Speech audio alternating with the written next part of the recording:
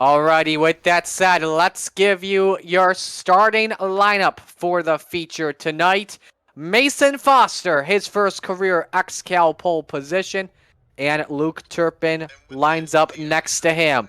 Row number 2, it's Aiden McConaughey, Jordan Babinger. Row 5, Johnny B, John Brancaccio, and Kenny Tripp. The 4th row, Matt Bear, Bowen Smith moving down as driver. Row 5, Octavio Rondeletto and Greg Holes at 77 in a big prove-it race this week. Row 6, Jeff Edgar. If he didn't make a top 3 in Heat 5, he was out. Trevor Birchmeyer next to him. Row 7, Riley Duncan and Kendrick Cryer. The 8th row, Tyler McRae, but in some bad blood the past couple of heats, and Brandon Cruz Montevallez fills in at the last second in the 66. The 9th row, Jonathan Schwartz has been a hot driver these past few weeks, and Blake Wynn next to him. The 10th row, Tyler Jalbert, Tyler Batchelder. Row 11, Patrick Sullivan and John Fraley. Sullivan behind his two allies in Jalbert and Batchelder. The 12th row, Stephen Rex, Sean Patrick, the Dropping Bombs Racing teammates. Row 13, Logan Jones, Daniel Miller filling in last minute for Alex Gingler. Then it's Clinus LaBeouf and Art Hendren. And there you see the rest of the grid on your screen. As the field rolls off for 2 pace laps, 350 laps. The pace window, the pit window, I should say, rather. And we're looking at about 65 laps on a long run. Doug, your final thoughts before we go green? I got pulled aside by the car starting 32, Chase Johnson, right before the race, and he told me, hey, you know what, I did not qualify good. I'm having to start way here in the back, but look for me to be at the front before too much longer. I think we see some names at the back of the field that are going to come charging towards the front. I think it's all going to come down to setup and pit strategy. As long as you can manage as the track changes, tighten the car up when it's needed, loosen it up when you need to. I think we're in for a heck of a show, and I can tell you these cars can easily go 3 wide, can kind of go 4 wide, and there's enough track to go 5 wide, but if we see 5 wide, I think we're going to be in trouble. Here we go, ladies and gentlemen. Race fans, it's time to strap in and hold on tight, because these men are about to turn them loose and drop the sledgehammer throwback style. The pace truck is in. It is showtime at North Wilkesboro. And it looks like Foster gets that run off into turn 1, side by side, all the way back behind him. Nobody trying 3 wide quite yet. It looks like Mason Foster is going to pull off his goal of leading a lap here. Right behind him, everybody seems to be chilling out. The first 4 now in line, and the battle for 5th just got settled with Kenny Tripp and Johnny B in 6th. They are starting to line up a little bit. Brancaccio tried to put a big slider there, and in turns 1 and 2 in the Kyle Petty mellow yellow throwback, but unfortunately he just washed up the track big time and is losing a bunch of spots. Nice qualifying run from that 062 I'll add. Austin Edwards took it in Heat 1 and won the race and put the 062 5th on the lineup. Austin Edwards, unfortunate. Oh boy, that was close for Jeff Edgar. 3 wide on the bottom. Lewson saves it, but we've got a battle for the lead heating up here. Doug? Yeah, Luke Turpin already looking to the inside. Foster got to lead about a lap and a half, and then here comes Luke Turpin. No surprise there. The 454 is up at the front. And Aiden McConaughey right there in 3rd. It's going to be, you get hung up to that outside for too long, you're going to go backwards. So these guys are going to try and everybody behind him is going to try and take advantage. As the pack seems to have split just a little bit, there's a bit of a gap after about 7th or 8th place, after about 8th place now. So that lead pack is actually starting to break away as Turpin is now firmly in the lead. We are watching that battle for 2nd position. Aiden McConaughey. If you've got someone on a fictional fantasy team, Aiden McConaughey is the one you want on it, because let me tell you something. He was very good in his heats throughout the night. In Heat 1, I think he had a good chance at getting 3rd position, but then decided to pit, hey, you know what? I want to start inside the top 5. Won Heat race number 4 in a phenomenal battle with Kenny Tripp as he's about to possibly lose 2nd. Here comes the points leader. Jordan Babinger takes a peek inside. Jeff Gordon versus a nice throwback from Aiden McConaughey, battling for the runner-up spot. Then he got the side-by-side battle for 4th between Kenny Tripp and Mason Foster. Great start here early on here at North Wilkesboro. Yeah, and Foster's really doing really well for being stuck out on the outside. And as you mentioned the possibility of a fantasy league, definitely. The 12 is loose. Wow, what a save by Kenny Tripp. That was close. Had it in the grass. His teammate Bowen Smith was about to turn him around, but Bowen let off the gas. It's early on. That's a nice save by Kenny Tripp. Still side by side for second. Now make it back to third as Foster looks inside of McConaughey for the final podium spot. Nice bonsai move by McConaughey to cross over from high to the bottom. McConaughey, Doug, it looks like from my perspective, he's like one of the best drivers on the high side in this race, and that's how he was able to get by Kenny Tripp for the win in heat race number 4 last night, utilizing the outside groove. Yeah, as we got a little banging right behind him as Tripp and Foster bang off each other in turns 1 and 2. Yeah, he has definitely been making that outside work, and the guys that can make that outside work tonight and can pick up positions up high, those are going to be the guys that have the advantage, especially later in the race as the temperatures come down and the track cools off and they get a little bit more grip. And speaking of all these top drivers, if you've got a favorite driver, drop their name in the chat. Help cheer them on tonight.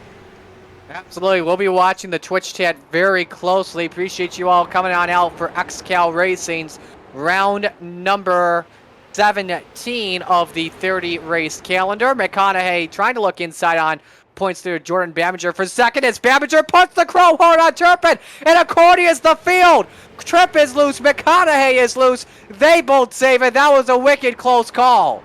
Right behind them, everybody stacked up from Rondoletto managed to sneak through there, but the guys right behind him, Riley Duncan, Matt Baer, Kendrick Cryer, everybody had to check up or risk having a big one on a short track here. Everybody did a great save, especially that 12 car and the 85, both of them saving really well. And it looks like the 12 is not going to fight quite as hard with the 85 under him, at least for the moment. Yeah, Kenny Tripp and Aiden McConaughey rolls reversed in different grooves, but not for the lead. Baminger again, the chrome horn. That's the second time he's done that to Turpin. And if I am Turpin, I'm getting frustrated like, hey, what the heck, man? It's early on. Holy moly, we're 3 wide as McConaughey and Tripp just sandwiched Bowen Smith in the 2. That was an extremely close call. But if I am Turpin right now, that's the second time I've been bumped by Jordan Baminger. You know, when it comes to short track racing, the late Teddy Christopher had a Morse code in short track racing, Doug. Number 1, I'm here. Number 2, time to move. Number 3, I'm moving you. Well, we did hear the mention of Dale Earnhardt a couple of times during pre-race. We've got a Dale Earnhardt scheme in the field running in third, and I would imagine if nothing else come down to the end and Foster needs a position, he might just rattle a cage. That's a good idea. Doug, while we're talking about throwback, I'll ask you this. You got any throwback gear on tonight? No, actually I don't. Most of my throwback gear doesn't fit anymore. No. My kids could wear it, but I could not. So no throwback gear for me. However, I do have a classic picture of Jeff Gordon and Rusty Wallace side by side hanging on the wall above me. So I can look up at Jeff for inspiration and remind myself I should always wreck the Ford in front of me. New leader, Jordan Baminger with a clean pass on Luke Turpin to take the race lead away. Turpin tries to cross over on the bottom, but Baminger just slammed the door in Turpin's face. My goodness. Baminger is a madman. He's not afraid to get aggressive this early on, regardless of clean or dirty air. Now here comes Foster to the outside. Looking for a second as Bowen Smith's loose in 1 and 2. Smith had a close call there running in P7, but he saves it. Rondoletto gets by and takes 2 spots, up in the 5th spot. And it is really interesting. Every time we've looked at Bowen Smith tonight so far, he started in 8th. He had picked his way up to about 4th, and he has been going backwards. I'm not sure what's going on, but it looks like he might have lost the handle on that car just a little bit. He's definitely struggling in the early going here, but he's got a long road ahead. He might be able to come back, get his crew chief to do a couple of quick adjustments and get that car right again. He's definitely fast, just struggling early on. Octavio Rondoletto in the 77. I was telling earlier on in the starting lineup, the iRacing team is in a prove-it situation. They have not been happy with the performances recently from Rondoletto himself, as well as the 78 team driven by Gregorio Emiliano Dorso. And if this is not a good race for them, they will sell their car number. So this is a huge situation for them tonight. They were talking about 2 weeks ago. Rondoletto was talking about selling the team. He was ready to give it up. I'm glad he stuck it out. I know Rondoletto, the last probably 6 weeks, he has ran extraordinarily well, and then bad luck. He had a connection problem. He had got somebody else ran him off the track. Several different things. As we've got a slow car on the bottom, that's the 5 car. Yeah, Derek Colson, I saw on my sheets that he went off track, and he spun in the infield grass down the back straightaway. Turn 2, and we should talk about this as well, Doug, while we're in this run. It's really seemed to been Calamity Corner in the heats that I recall. Drivers just possibly guessing a little bit too much early on, going to the straights, getting that wheel spin. The rear end comes out from underneath them, and around they go as we have a nice battle for third. Yeah, it is definitely a tricky situation when you're coming up off 2 because you come down into 1 downhill. That's the place you're carrying the most speed. You've got to have your brakes set just right so you don't spin. And then the biggest place to gain position is up off 2 because you're on the gas. The earlier you can get on the gas, the faster you are going through 3 and 4. You carry so much more momentum. You don't have to brake as much, and that is the place to get it done down in 1 and 2. But like you said, you get on the gas too early, you're going around. You get too low and clip the little bit of a berm there on the inside, you're going around. You get in the grass, you're going around. Or you can just end up sliding all the way out to the outside as Rondoletto is got a nose ahead going for third now. The top 2 have checked out of the hotel. Meanwhile, it is like a 7-story hotel, and they're down in the lobby with Rondoletto and Kenny Tripp at the base of this pack. And Rondoletto up to P3 over Kenny Tripp. And they've been side by side for numerous laps right now. You've got in this pack Rondoletto at the top, and then at the tail, I guess you could say Matt Bear, who is currently running in 12th spot. Yeah, Matt's got a heck of a view. He's got a couple of guys, as they stay single file, there's a couple of guys starting to gain on him. And I'd like to take just a little bit, next time Matt comes around, we're going to hop in the car for a lap. You can see what we were talking about at the uphill, the downhill, and the struggle these guys are going to have here tonight is not only do you have to make that car handle right, coming down going through 3 and 4, but coming up off the turns is definitely the place that things are going to be hardest. As you see him going down into turn 1, you got 2 wide right in front of him, and a couple of cars up, we've got 1 sliding in front of him. So you're constantly having to adjust your line for not only your best grip, but to avoid somebody who might be moving around. You really got to pay attention to the cars around you. I think that car may have been Mason Foster in the 96, may have used his stuff up a little bit early on. Biggest mover in the field so far, he is up 12 positions, and that's Chase Johnson, the 57, currently 20th, start in 32nd. He was supposed to start inside the top 15, but due to not making mandatory minimum practice, Johnson was given an EOL and 1 strike. So if he causes 1 yellow, he gets the DQ. Well, he did pull me aside before the race, said, hey, I am starting at the back, but don't expect me to be back there long. I'm coming to the front on this first run, and he is definitely proving what he said in the in pre-race before we even went live. He's proven he's going to get it done here tonight. He is not using his stuff up either. His lap times are still competitive with what the leaders are running, so he can definitely pick up the position. He's got the 22 right in front of him, Sean Patrick, and I imagine he'll be around him before long. It does look like he's taking it a little bit easy, at least for the moment, after navigating a lot of traffic. Battle for the lead brewing up between Babinger and Schwartz, and we've got a car that has crashed, by the way, in the grass, and I think that's turn number 2, and that is Jonathan Schwartz. That's big implications for the Big Block Motorsports team because he came into the standings 6th. Yeah, it looked like he drifted up. The 81 caught his right rear, and it ended up turning him around. But yeah, that watching the replay there, that was a bit of a rough start. He managed to get away from that with really no significant damage. It shouldn't affect the car, but it does send him back a few spots. So he's got a lot of ground to pick back up. But you know, we talked about it a couple of weeks ago. Schwartz isn't somebody you talk about early in the race, but you're always talking about him late in the race. Yeah, JV Smooth, they like to call him. He's very quiet in the beginning of these races, but he somehow, in the end, he is in it to win it. Kenny Tripp a little bit loose off of turn number 2. That's going to cost him 6th spot to Kendrick Cryer. Mason Foster's stuck up in the mix-up too. Same with Riley Duncan, Tyler Jalbert, Trevor Birchmeyer and company. But yeah, currently right now, 38 laps in the books. Jordan Babinger, Luke Turpin battling for the race lead. Turpin tried to look to the inside. Babinger shut the door. I think Turpin being a little bit conservative than Jordan Babinger.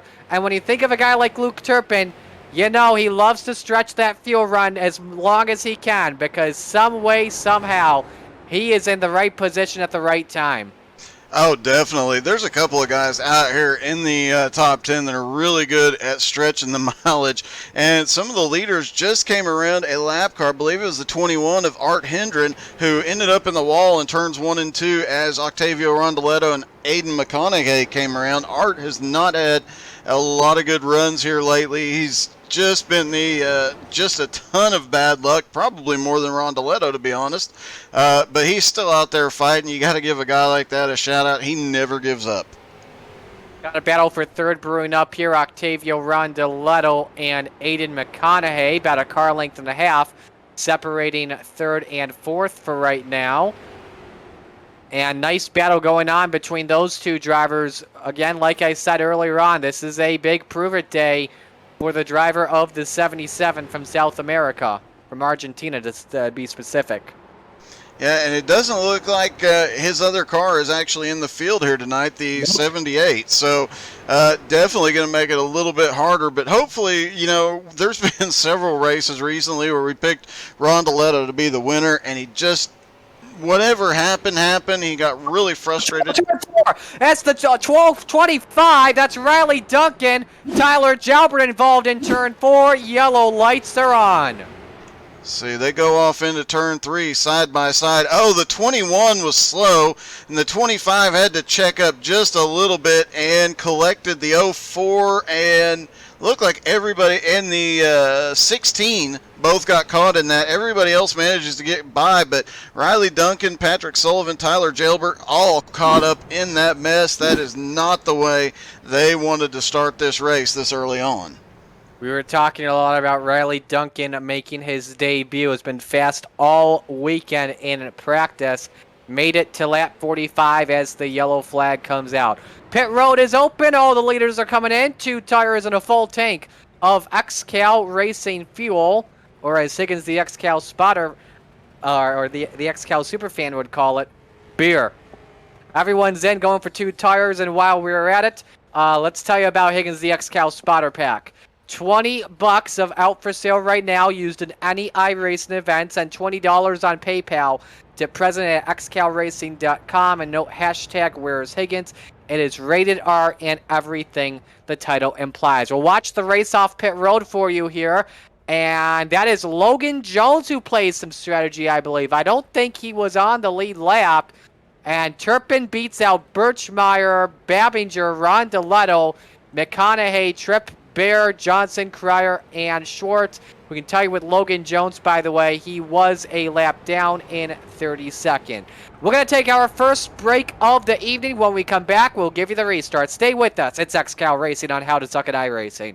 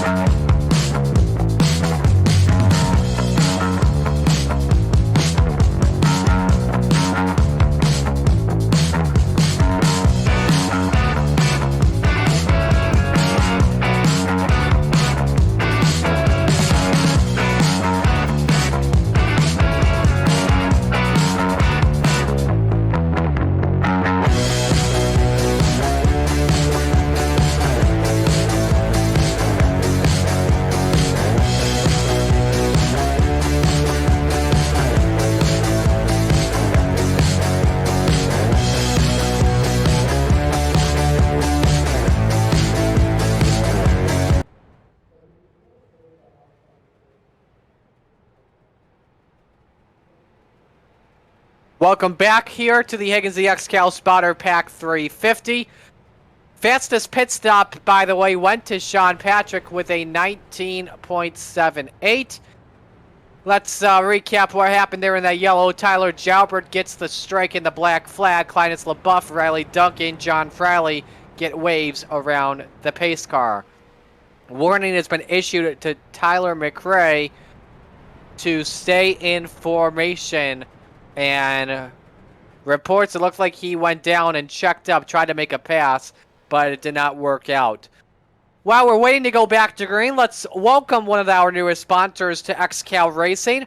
More Polish Pottery, a Midwest gift shop and distribution center for Polish pottery stoneware. Guests can shop their vast selection of Polish pottery, one of the largest in the Midwest and largest selection in Illinois. Only quality one Polish pottery stoneware at our retail warehouse style store is sold. Visit them during their regular hours at 8953 Jericho Road in Big Rock, Illinois, or online at morepolishpottery.com. 10 years and running. Getting ready to go back to green to put lap 50 on the board. Luke Turpin, Trevor Birchmeyer, row 1. Jordan Babinger, Octavio Rondeletto, row 2. Aiden McConaughey, Matt Bear, row 3. Chase Johnson, Kendrick Cryer, row 4. Sean Patrick, Stephen X, rounding out the top 10 when we come back to green. Turpin gets the right to fire first. The restart zone here, Doug, is the white line just after the pace car pulls into pit road. Yep, and this will be an interesting restart as the top 10 is shaken up quite a bit. But did you notice who is on the fourth row? Chase Johnson. Up 24 spots from the start. He is flying. Steven Rex, Sean Patrick both picking up a lot of spots, but Chase Johnson is flying through this field. All right, pace car's in. And Turpin fires and catches Birchmeyer sleeping. We are back to green.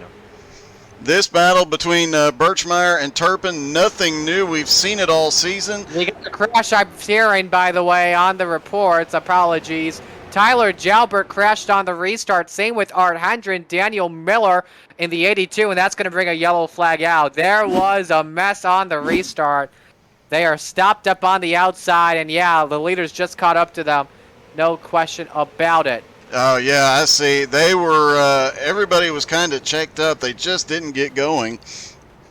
And, yeah, Jalbert was right there, ended up going around, and Art Hendren was right with him. Several cars back behind him, caught a little piece of it, but definitely a wild restart. And this track, you know, you come off that corner, you got that downhill, it's slippery coming out of 4, right where they were. They get on the gas too hard, and it goes around.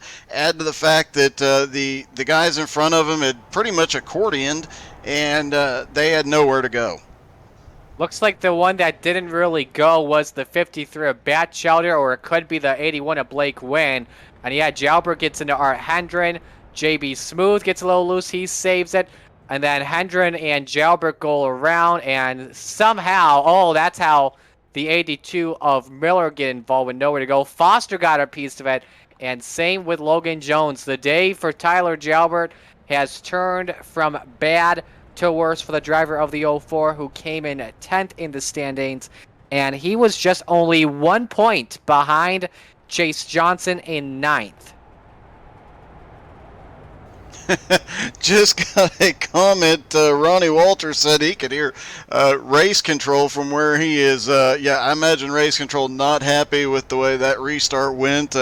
It's going to be interesting. You know, there was issues a couple of weeks ago. Race control put them in line very, very quickly, and I think we have seen the only restart incident we should see all night. But these tracks, these short tracks, definitely present their own interesting challenges, especially on restarts.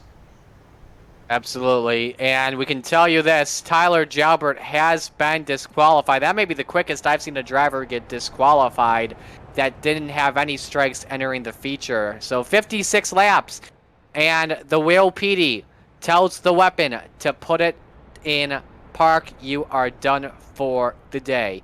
Patrick Sullivan, Logan Jones get waves around the pace car, and that should put 31 drivers on the lead, or excuse me, not 31, 28 drivers on the lead lap. And the lights are off the pace truck. 1 lap to go. They're going to extend this one more time. Meanwhile, while we're at it, let's take a moment and thank one of our other sponsors. That is Butt Kicker, known for their transducers, including the Gamer 2, that adds instant immersion to any game. Unlike a subwoofer that moves air, Butt Kicker products move actual mass, producing a haptic immersion that's powerful and accurate. Blake Wynn has a Gamer 2 unit. I talked with him earlier today, and let me tell you something. He absolutely loves it. It works pretty good. And yeah, more devices awarded throughout the year. Championship winning car owner will get one. Same with 2 special events. XCAL 20 is the code to use. All one word, and save 20% now through the end of the year at www.thebuttkicker.com. Ready to get back to green this time. It is Luke Turpin and Trevor Birchmeyer, row 1. Octavio Rondeletto, Jordan Babinger, row 2. Matt Bear, Aiden McConaughey, row 3. Kendrick Cryer, Chase Johnson, row 4. And it's Steven Rex and Bowen Smith that round out the top 10. The pace truck makes the left-hand turn into pit road right now. Turpin fires at the line, and we're back to green. And again, Birchmeyer caught a little bit sleepy, not as much as last time, and is able to come down to the inside and keep second spot. But here comes the Argentinian, Octavio Rondeletto. In third, gets by Babinger, and maybe looking for second. Yeah, he was already looking to the inside of Birchmere, backed off just a little bit as Birchmere kind of had the lane blocked, and Octavio's one that he drives really aggressively, but really, really cleanly, and he's not going to put his nose in a situation that's going to cause a wreck. He knows better. Meanwhile, a little further back, you got Chase Johnson in the 57 starting to work his way up. You got another Jeff Gordon car up there. That'd be the 19 of Matt Bear. And I got to tell you, these... Oh! Yeah, go ahead. That was close for Bear. Yes, it definitely was. Got to cheer on the Jeff Gordon cars here tonight. Definitely my favorite throwback, and that might give him a little luck. Jeff Gordon had the last win here, so that paint scheme might just help him out a little bit. A lot of these drivers have NASCAR throwbacks, but I think one of my favorite throwbacks belongs to Blake Wynn. I know we just talked about him earlier, and we were definitely chatting about this. This throwback definitely means a lot to him. Running a memorial car this week, a tribute to a local racer that died because of a mess up on anesthesia when they were pulling his wisdom teeth out, lived in the same hometown as Blake Wynn and raced all the same tracks as him. I believe the last name was Brockwell, and you can see on the doors of the 81, that is the name on the car, and that's an amazing tribute. I know it's not a throwback, but hey, that's a beautiful throwback in my opinion by Blake Wynn. Very touching. And Blake Wynn almost, as the 03 of Klinus, almost got actually it looked like he did tap him, but he got out of it enough to avoid hitting and turning Blake. It was a little bit dicey there for a minute, as now it looks like most of the top 10 has gone single file. And looking back through the field, the first battles are trying to get up into the top 10. You got Bowen Smith looking to the inside of the 19 now. You've also got for 15th spot Riley Duncan trying to make his way back up on Klinus LaBeouf, and this is a story we should talk about too amongst the Big Block Motorsports camp. Because of Bowen Smith resigning as junior admin, PDJ Zeller has taken over the interim race director position. Because of that, he is not allowed to own a team. He has given that position to yours truly, who is also the voice of XCAL and the owner of Big Block Motorsports. And because I was driving that 03, Klinus LaBeouf has been put back in that machine. He was released due to performance issues earlier on in the season. I believe 2 races in is what took him out. Got a second chance after that situation. Good to see a young kid like Klinus. He was inside the top 3 in the final heat, and then had a net code issue with Tyler McRae. Unfortunate circumstances there that took him outside of that. Currently ranked in 16th, up 11 spots from the start. Yeah, he is definitely showing that the performance issues are gone and working his way forward. And as you mentioned, Sorry, I didn't mean to interrupt you, Doug. I want to focus on this battle for the lead as Octavio Rondeletto trying to make a pass on the outside of Luke Turpin, and Birchmeyer and Babinger are in the mix-up too. Yeah, and you definitely, on that outside, you carry the momentum off the turn. It is just a matter of getting the car low enough in the entry, especially into turn one, getting that car down to that middle line and carrying a little bit more speed through it. The inside line has the advantage into turn one and turn three here. But as the 77 gets a little bit of the wall coming off turn four. We mentioned getting off turns two and turn four, you get a little bit loose, but if you don't and you push too hard, you scrape a little wall. Still, Rondeletto not giving up on the outside.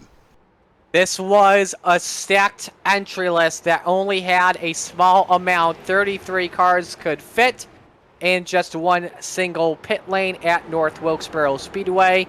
46 entries, including one withdrawal of that number, and a bunch did not make the field, and we'll give these guys props for trying to make their way in. Ron Walters, Charlie Beals, Shane Briggs, Joe Campbell, Raphael Semprich, Sean Andrews, Mike Stoddard, Chris Spangler, Gerald Puo, Kyle Streichars, and Ryan Seams withdrew from the field. Yeah, and I was joking with Gerald Poole earlier today. He's a good friend, and his nickname is Thanos, and he could have snapped half the cars away and just been in the field.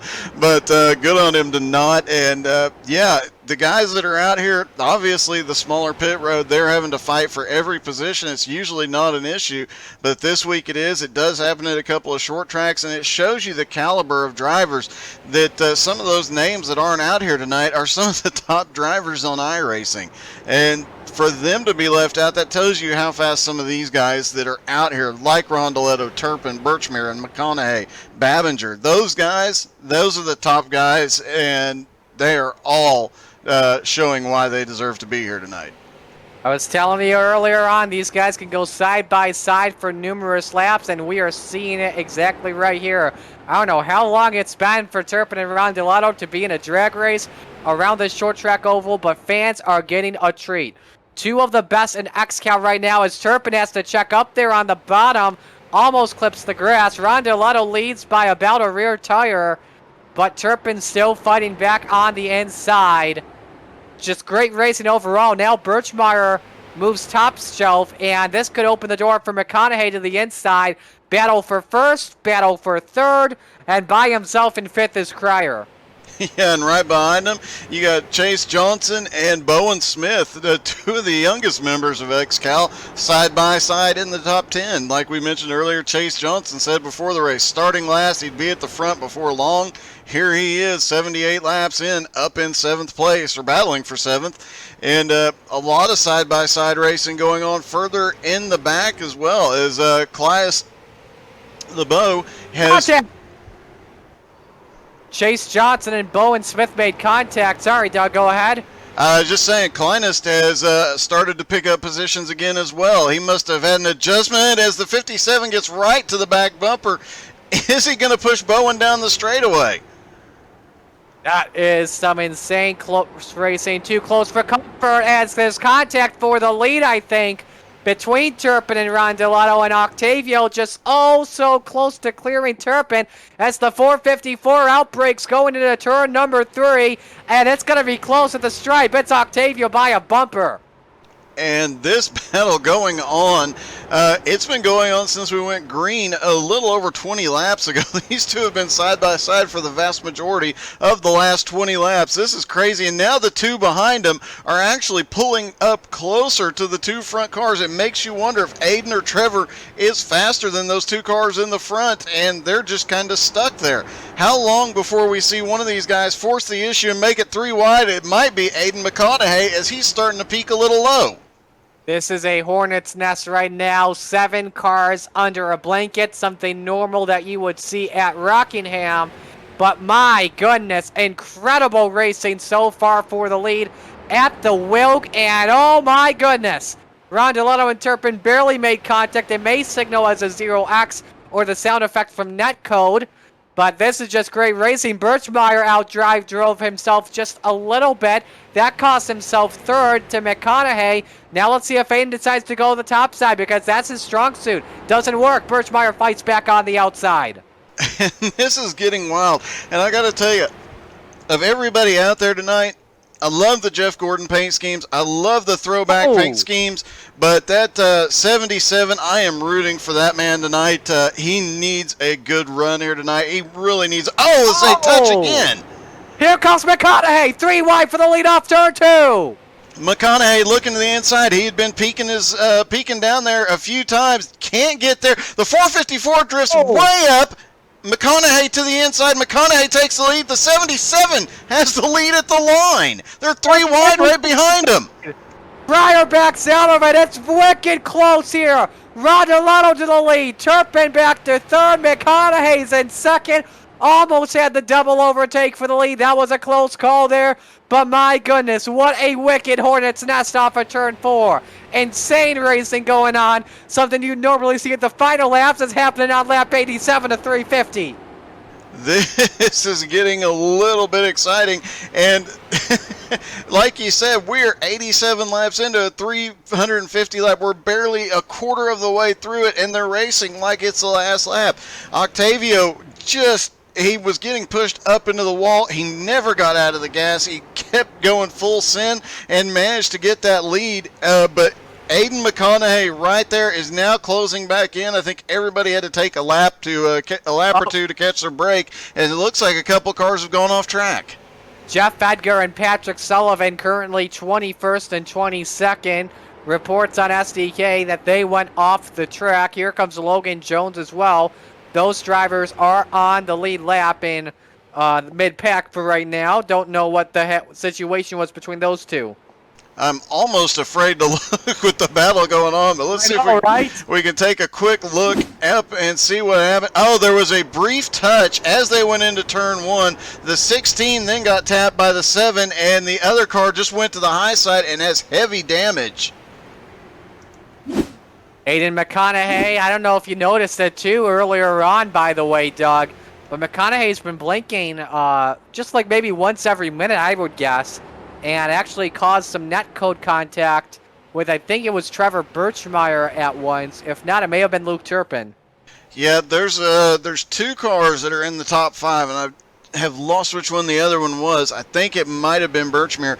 They were both blinking about once every 2 to 3 laps, but it was always at the most inconvenient times for that kind of thing to be happening. It seems to have calmed down, and it's a good thing that iRacing put off the patch until tomorrow morning, because as we have seen historically, as we saw at Texas on the oval, when they put out a new patch on a Tuesday, it does cause issues with the XCAL races. So glad to see that they postponed that, and hopefully everything is worked out by next Tuesday.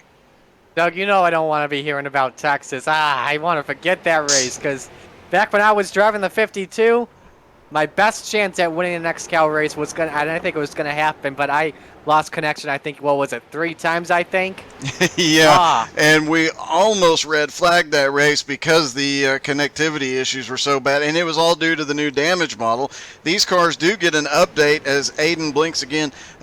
These cars do get a damage model update again tomorrow. They're slowly re-implementing everything, and the tire model is going to be updated. So, kind of like I said, it's really good that iRacing has kind of switched to Wednesday for patches and updates, and that is definitely paying off for XCAL and for a lot of other groups that race on Tuesday nights. These guys would have built a setup that they would have gotten to maybe start working on and updating for a new tire and damage model 3 or 4 hours before the race, and these are guys that put in 10, 12, 14 hours of practice a week. McConaughey, last lap. This time by, had a peek to the inside, and 1 and 2 Rondolotto opened it up for him. But then in 3 and 4, slammed the door shut on the basement to the 85, because he knows that McConaughey's strong suit is top shelf. These drivers are approaching lap traffic, by the way. First driver you see is Daniel Miller in the 82, filling in for Alex Gingler at the last minute. Good to see Daniel Miller in XCAL competition, making his long-awaited debut. Usually drives the Dive Bomb Racing 51. And speaking of that 51, it's got Derek Colson excited about that machine. He's been looking for a driver since John Domino stepped down. Miller is excited to learn the racecraft and plans on point in time to become a contender. Yeah, and just a huge shout out. We've got a huge crowd in the stands tonight. So if you're here for the first time, drop us a comment, say hello. You guys, love having you here, and you guys are why we do it. McConaughey tried to look on the outside, but the pass did not work. Was trying to set it up, was just a little too conservative. This helps out Turpin close in. 3-car battle for the race lead. Could be 4 soon, because Cryer is in the mix. Now, remember, we talked about Kendrick earlier. One of his best tracks is at North Wilkesboro, and during the preseason, almost beat Luke Turpin for the win when a lap car slowed him down. That lap car, by the way, is out of the race. And that could help out Cryer, but we'll just have to see what happens. Yeah, and you were talking about McConaughey looking to the outside, trying to get the lead here. I think most people, the way his car is running, I think most people he could get around on the outside. But we saw Rondoletto make the pass for the lead on the high side. I think Rondoletto can go anywhere McConaughey can go, and I really think Rondoletto, as he comes through lap traffic, he's going to definitely have an advantage right now. Something that just came to my mind. Some of these drivers pitting on lap 45, and I'm hearing it there. Riley Duncan reporting on Will Petey. He is pitting in because we are just about maybe 7 laps or so away from a lot of drivers coming in for green flag pit stops. Lap 45 is when they came in. It is a 65-lap pit window. And yet, some of these guys are going to be stretching. Some of these guys we saw a couple of guys get off pit road extraordinarily quickly, and I think some of the guys towards the back might have not filled up on fuel, so they're going to be even closer, both tires and fuel. We did hear a couple of drivers before the race saying, hey, they're not going to take tires early on. They're just going to be pitting for fuel the first part of the race, so we probably will see a little bit of sign of that, but I know most of these guys are going to take right sides just about every time. They might alternate and pick up lefts once, but here they've really got to have fresh right side tires on to be fast. Change for 7th position, by the way. Chase Johnson takes it away from Jordan Babinger. My goodness, Jordan Babinger, ever since the first yellow came out, it's kind of hurt his momentum a little bit, but hey, he's still running 8th, still a really good run in the top 10. Maybe conserving here early on in this race and then just waiting to move up when the time's right. Yeah, and you gotta hope so. I mean, he's got a great throwback scheme here tonight too. So, huge Jeff Gordon fan back in the day. So he's got the fast paint scheme here, and probably those 2 Jeff Gordon cars might have a little bit of luck here tonight. We'll just have to wait and see. But he has lost a little bit. But the 50 Chase Johnson in the 57 gets a little squirrely. He's coming in pit road according to the Whale PD network. Yep. And yep, there goes Chase on in. Likely a Fort Tire and Sunoco Fuel pit stop. These drivers are getting for pit times here about 1 minute and 5:65 seconds. Is what I had off, or maybe even longer, I should say, and that's like about maybe I want to say about 5 laps or so. Yeah, it'll be about 5 laps, and you mentioned it earlier. I used the Higgins the XCAL Superfan spotter pack the other day. I got to hear for the first time that I needed to come in and get some car liquor. So these guys are pitting for car liquor right now. So it wasn't beer, like I said earlier on under the first caution. No, it is. He calls it car liquor. So, we've got a couple of cars.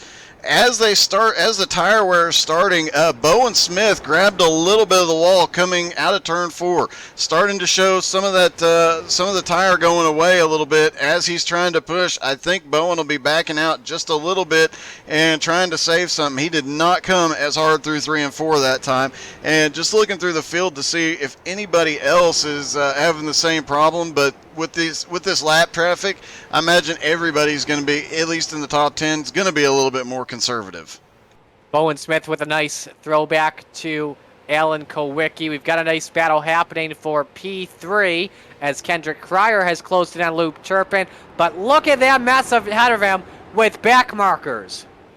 Yeah, and who's taking huge advantage of this? The 77 is now Up to a second lead. Yeah, over a second in the lead. He got through the traffic really quickly, and he's coming by Chase Johnson now. Chase back out. He's got some fresh tires, so Chase is going to take off. But Rondoletto navigated the lap traffic extremely well. I mentioned it a few minutes ago. That is one guy that he's always got the perfect setup.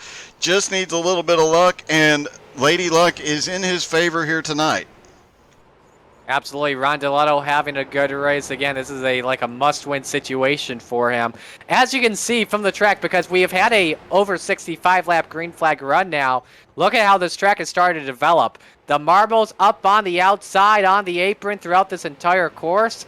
That could be very interesting to see how this track develops as Trevor Birchmeyer comes outside of 5th to come on into pit road for his 4-tire stop. Yeah, and let's see, Luke Turpin in 3rd, Cryer still in 4th, but now Bowen Smith with the pit stops, now up to 5th. Babinger is starting to climb back up. He's actually looking to pass Bowen on the outside and take 5th. Bowen ducks to pit road this time. Ooh. Over entered pit road. I don't know if it's going to be a penalty or not, but he definitely locked them up. You can see the skid marks there off of turn 4. Remember, pit road speed at North Wilkesboro is 35 miles an hour. Kenny Tripp also paying in this time. Will take out 7th position to come on in. Matt Bear also in pit road. Same with Clinus LaBeouf, Trevor Birchmeyer, Kenny Tripp almost lost it.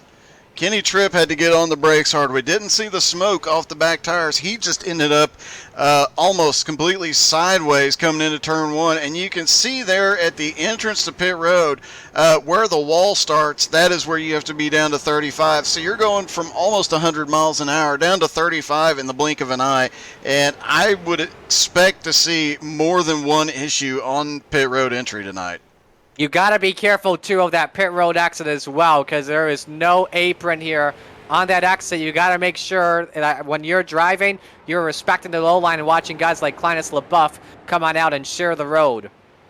Yeah, it's going to get a little bit dicey coming onto pit road, and even more so off. The leaders, if they're too wide, or even lap cars, if they're coming too wide and somebody's coming off pit road, they better be announcing it, or there's going to be huge problems in turn 1, huge wrecks. So, ooh, Matt Bear a little bit loose there in turns 1 and 2 on fresher tires.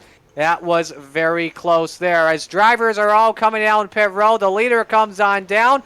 Same with the driver in second, Aiden McConaughey. Luke Turpin goes to the race lead. We're going to pause here and take a break while these guys are pitting. We'll recap everything that happened amongst the leaders after pit stops when we come back.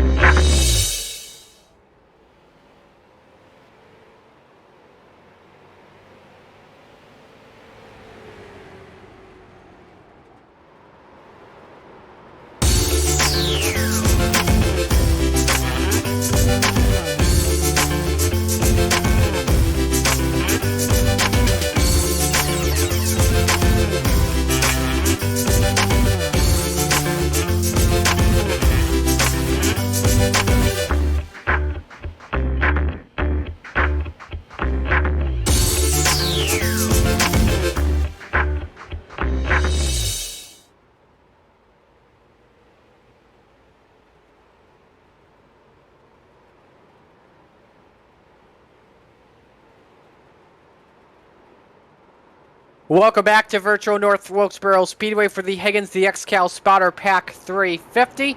It is round number 17 of the 2021 XCAL racing season. Luke Turpin has come on down pit road. We can tell you this, by the way. Aiden McConaughey got by Octavio Rondoletto on pit stops and currently has the provisional lead. Now, comparing their pit times, Rondeletto, or I should say McConaughey, was faster by a full second in terms of pit lane. McConaughey was 6/10 faster. Only one driver, I believe, that has overjumped the field, by the way. I don't know if he took less fuel or what. Bowen Smith has gone to the lead, and look at the whopping amount he's got. A 14-second interval over Aiden McConaughey. That's pretty crazy. Yeah, he's got to have done something on his pit stop. And, we mentioned it earlier. Some of these guys may not take tires. His car is handling really well, so I'm guessing maybe he took tires under caution, the first one, and is holding out to hoping for another caution to take tires there. Whatever his strategy is, it's obviously working. He's up there in the lead. He's not losing a ton of time. He's actually running some really competitive laps right now. And, he might, his strategy might pay off here long term. If he has enough fuel and he can keep those tires under him, he might be able to walk away with this one. His pit time was a 27.37 on pit road. It was a 46.63. That's whoppingly faster. Something tells me that because it takes a while to fill these fuel tanks up, he must have had to have done less fuel. So he may have done a 4 tires, and once the car got off the jack on the left side, Bowen Smith said, hey, you know what? It's time to go. And this lead's actually working out for him. 13-second lead over Aiden McConaughey. Octavio Rondeletto third, Kendrick Cryer fourth, Chase Johnson fifth, and you have to watch the guy watch him closely. That's currently in sixth position. Luke Turpin. Keep in mind he loves to stretch a fuel run, which can lead to fresher tires as well. Luke Turpin has, I believe, 5-lap fresher tires, and that could pay a difference here in this long run. Yeah, and we've talked about him a few times. There's Chase Johnson he just lost 5th place, but started 32nd, qualified 15th, had to take an EOL, started 32nd. Here he is in the top 5. Makes you wonder what that kid would have done had he done his minimum requirements for this week. But even so, he is still doing an outstanding job as Chase Johnson.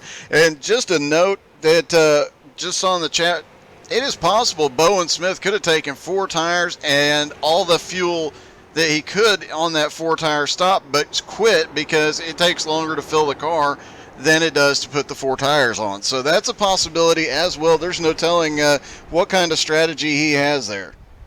That's what I was thinking too, by the way. The gap's still remaining about the same for Bowen Smith, and he's pointing a lap right now on Matt Bear. That's currently the 12th place driver on track as Bear gets loose. Bear gets loose. He saves it. That was close. Kenny Tripp is in the grass. And Matt Bear's on the radio saying, great job, Bowen.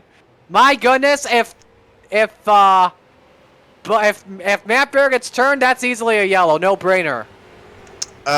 Yeah, that was a little bit dicey there, but I'm not 100% sure. It looked like there was still a gap between them, so it might have been a net code, although I don't think so. They were leaning on each other hard. Bear was definitely fighting his way back, trying to keep his position on the lead lap. Now he's stuck in the middle as LaBeouf goes by, and the 12 now looking to the inside. Kenny Tripp looking inside, and yeah, these guys are fighting for everything, and I just noticed Matt Bear's hood. Thank you, Matt Bear. Let me see what it says. I know it's a Jeff Gordon tribute. Is that a K2 sauce? No. That's the How to Suck at iRacing logo. Huge shout out to Matt Bear for that one. I'm giving him a shout out for the K2 sauce on the side of the cars, because let me tell you something. I got my first ever 8-pack of K2 sauce. Thank you, Aaron. And let me tell you something, that is the best sauce ever. I know, I absolutely loved it. I actually bought some chicken tenders a while back just to try it. Loved it. And then my wife, who's not a big fan of the sauce, of sauces in general, she tried some of it, and I think there might be like a 1/4 of a bottle left, maybe. So I'm assuming the kid got a hold of it and just hasn't found any more chicken for the K2 sauce yet. But love me some K2. In our household, we had burgers for dinner tonight before we came on the air, and I put K2 sauce and mayo on mine. That is a good sauce good condiment combination. I'll tell you that right now. Anyway, 138 laps now on the board. The gap is now 12 3/4 seconds for Bowen Smith over Aiden McConaughey. Nice battle for second brewing here between McConaughey, Rondeletto, and Cryer. And Rondeletto, easily the fastest of the three so far tonight. He had the opportunity. He could have poked as the 85 is loose. Rondeletto gets into the back of him, didn't mean to, backs back off, but the 85 was way loose through 1 and 2 that time by. Rondeletto, as we mentioned earlier, always one of the cleanest but most aggressive drivers out there, backed out to give the 85 a chance to save it. Hopefully Aiden McConaughey will remember that later on down the road because Rondeletto could have just sent him into the wall right there. Rondeletto is faster than McConaughey right now by a couple of hundredths. Rondeletto, by the way, does have the fastest lap of the race, a 19.91 second time. McConaughey, he's got the second fastest, I should say, it's Jordan Baminger with a 19.92 second lap time. Kendrick Cryer currently in fourth. Luke Turpin still trying to fight his way through. He's in fifth. Jordan Babinger and Trevor Birchmeyer, the Dropping Bombs teammates, going to have a nice scrum here for sixth position. And it's funny, when these two teammates get together, we've seen it just a couple of times this season, but these two guys, they get close together, they do not give each other any room. Despite being teammates, despite being in chat, nobody gives up a position easily. These two guys could be fighting for the lead. They could be fighting for 25th. They are not backing out of it. The only time we've seen cooperation out of these two is when they were way out front. Several races ago, both of them were way out front and switched places to pick up some bonus points. But other than that, these guys are giving it everything they got, even against each other. Great team overall, not just in XCAL, but the entire iRacing community on the street stock division of things. That's the battle right now for position. They're catching up to some other lap cars. You've got Derek Colson, Blake Wynn, Logan Jones. Nice throwback for Derek Colson. The Levi Garrett, Jeff Bodine throwback there. Those drivers currently running in. Colson's in 30th. Logan Jones stands in 22nd, and he's battling with Blake Wynn for that position. Wynn a little bit loose on the exit. Let's look back throughout the field as well.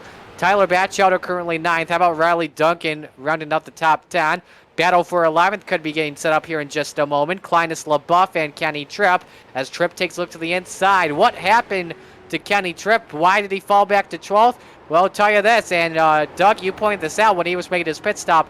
Almost spun on the entrance to pit road, which is why he's back so many spots. Yeah, but don't expect him to stay back there very long. He is going to come to the front. I don't know. Clinus being on a return, trying to prove himself tonight. I don't know how much he's going to give up and give way, but early in the race, he might give a little bit, but we're approaching halfway. And Kenny Tripp's going to have his hands full. That car has been pretty fast tonight.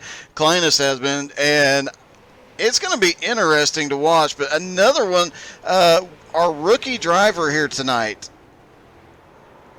Riley Duncan. And Mason Foster both.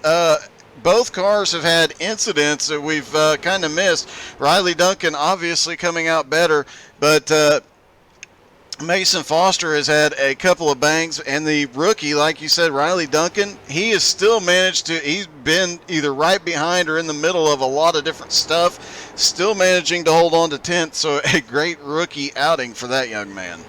How about Brendan Cruz Monsivallez? Originally did not make the field in the number 87.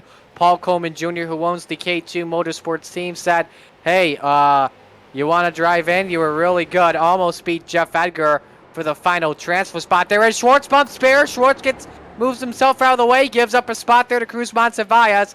That's for 15th on the track. Cruz Monsivallez, by the way, ran all 20 races of XCAL competition back in its inaugural season in 2014 and was a fan favorite. Yeah, and that's something worth mentioning is I know there's been quite a few drivers return this season from the previous season. So, you know, a lot of great names coming back to the league and bringing a lot of new fans back as well. That is awesome, and it helps everybody continue to grow and helps these sponsors out as well. Something we forgot to talk about, by the way, just about 10 laps ago, about lap 145, Octavio Rondeletto took second spot away from Aiden McConaughey. The gap, though, has gone down to about a 12-second lead over the driver of the number 77. But Rondeletto making the moves, and right now, good car, by the way. Started outside, or excuse me, inside of row number 5 Wreck in the and ninth position. 4, right in front of the leader. Several cars got sideways, and they were 5 wide coming off turn 4. The leader had to check up. Bowen's off the pace in the 2, by the way. And that's going to cost him like half of his gap. Go to a replay. Let's see what happened.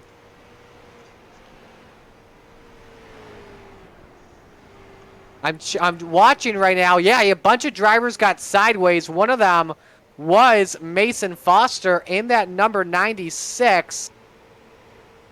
And yeah, gone to Blake Wynn in the 81, and they were nearly 4 wide. Smith just checks out and decided to back out, but that cost him a ton of time, and he's actually come down pit road. He is pitting, and he gives the lead up to Octavio Rondeletto. So definitely Bowen was short on fuel, and that might hurt him there, because I think he was hoping for a caution to come out, but right now we haven't seen it in over 100 laps. No, we haven't. I'm trying to see if we can find a shot of that and see if we can get a look at it, but yeah, a bunch of cars just go sideways. That is not it. Yeah, we may not have a replay of that one, but that was a bit of a wild incident as you ended up with about 4 or 5 cars almost stopped coming out of turn 4. Things got very, very dicey, and the leader just completely stopped, and I'm not sure if... Yellow's out. Riley Duncan's involved. Same with Derek Colson and Mason Foster. This is on the front straightaway.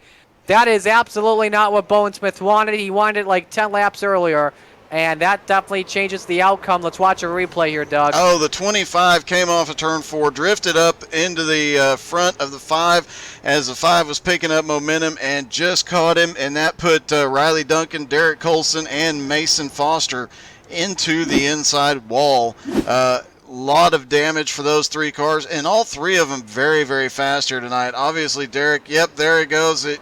Derek tried to save it, but without losing a lot of positions, and ended up with 3 cars on the inside wall, and 1 pointed the wrong way. So a lot of guys impacted here, and as you mentioned, a couple of drivers went to pit road, and they lost a lot on that. Definitely a tough break for Riley Duncan, who was running inside the top 10. Pit stops happening right now. Rondeletto brought them on in. You see Hendren, I think, is coming on out. Let's see if anyone beats that 77 that we know are notable front runners. And Rondeletto beats McConaughey on the exit. Look at Luke Turpin. How many spots he gained there? He's up to P2 provisionally. McConaughey, then Cryer, then Chase Johnson. We're going to step aside, take our 3rd break of the evening. Stay with us when we come back. It's the restart around lap 165. Octavio Rondeletto, the leader at the yellow.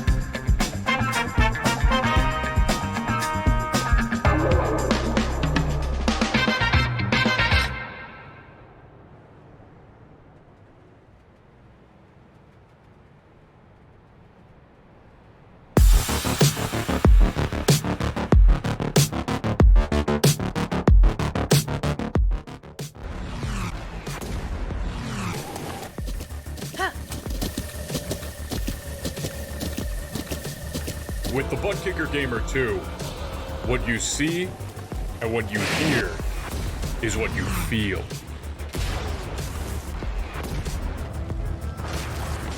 Butt Kicker. The future is feeling.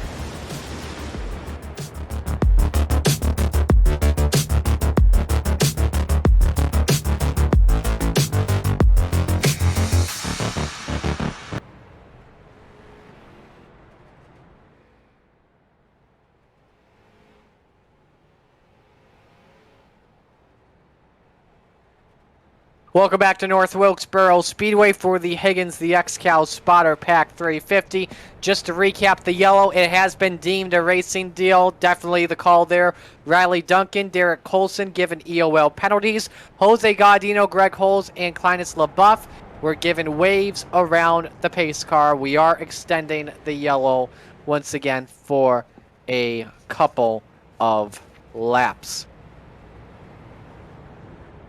And, Luke Turpin, Octavio Rondoletto back up front again. No surprise to see those two up front.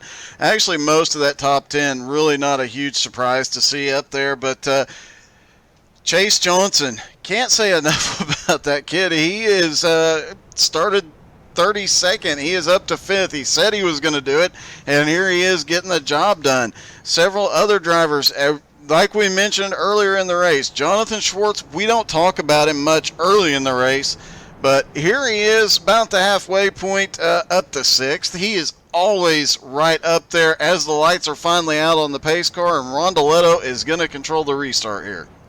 Rondoletto and Turpin, row 1. Aiden McConaughey, Kendrick Cryer, row 2. Row 3, Chase Johnson, Jonathan Schwartz, Jordan Baminger, Brandon Cruz Montevallez, Matt Bear, Kenny Tripp round out the top 10. Pace truck is in. Here we go. We are back to green. Rondoletto fires on the gas. McConaughey tries to look inside on Turpin for second spot. He's got the run on the inside. Let's see if it pays off here in the first set of corners.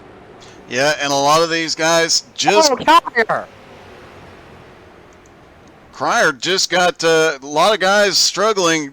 Most of these guys just got fuel on that stop. So, you know, they had gotten tires not long before. They're trying to stretch those tires, and we might see some handling issues come into play as the green flag goes a little bit longer. But these guys are going for everything they can, getting every mileage or every lap out of that tank. Some of these drivers, too, may have taken tires as well. 2 tires, and it leads to a cold situation. Quickest stop, by the way, went to the driver that's currently in 6th, Jonathan Schwartz, at a 19.43 pit stop. Pit lane time of 39.68. Only time on that sequence we saw someone in the 30 club. So yeah. Rondoletto continues to lead. Go ahead.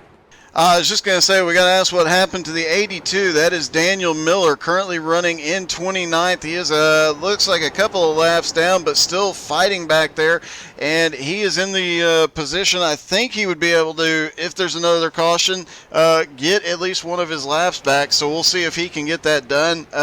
Definitely some guys we expected to see up front tonight having some struggles, though, including one person that was out of the race almost immediately, Tyler Jailbert, in the first 8 laps, I believe it was. Yeah, 50 laps in, or 51 laps in, and he gets the black flag. He gets the disqualification, a last place finish. John Friley, by the way, is in the pits. Not sure what the situation for him is as we speak, but we're still watching the battle for the race lead brew up here between Rondoletto and Turpin. A lot of single file racing here on this restart, so a lot of drivers being patient, being conservative. Yeah, and as we mentioned, I mean, Jonathan Schwartz and Babinger are side by side coming off too. But as we mentioned, you know, everybody looked like they just took fuel on that stop. Did not see many tires being changed out there, and that is going to cause everybody to start really seeing how their car is on the long run. And I imagine we're going to see some guys start working their way forward very, very quickly, and probably 1 or 2 that have handling issues that are going to be going back. And I just noticed Jonathan Schwartz, his car is wearing a tuxedo tonight. Oh my gosh, that is perfect. Can we get that on the rear, Chase, please? Just look at that shot. Or maybe, you know what? The gearbox of Babinger may have the perfect angle of that tuxedo. If not, it's going to be the blimp you're going to want to take a look at. Yeah, the blimp is where you're going to want to be.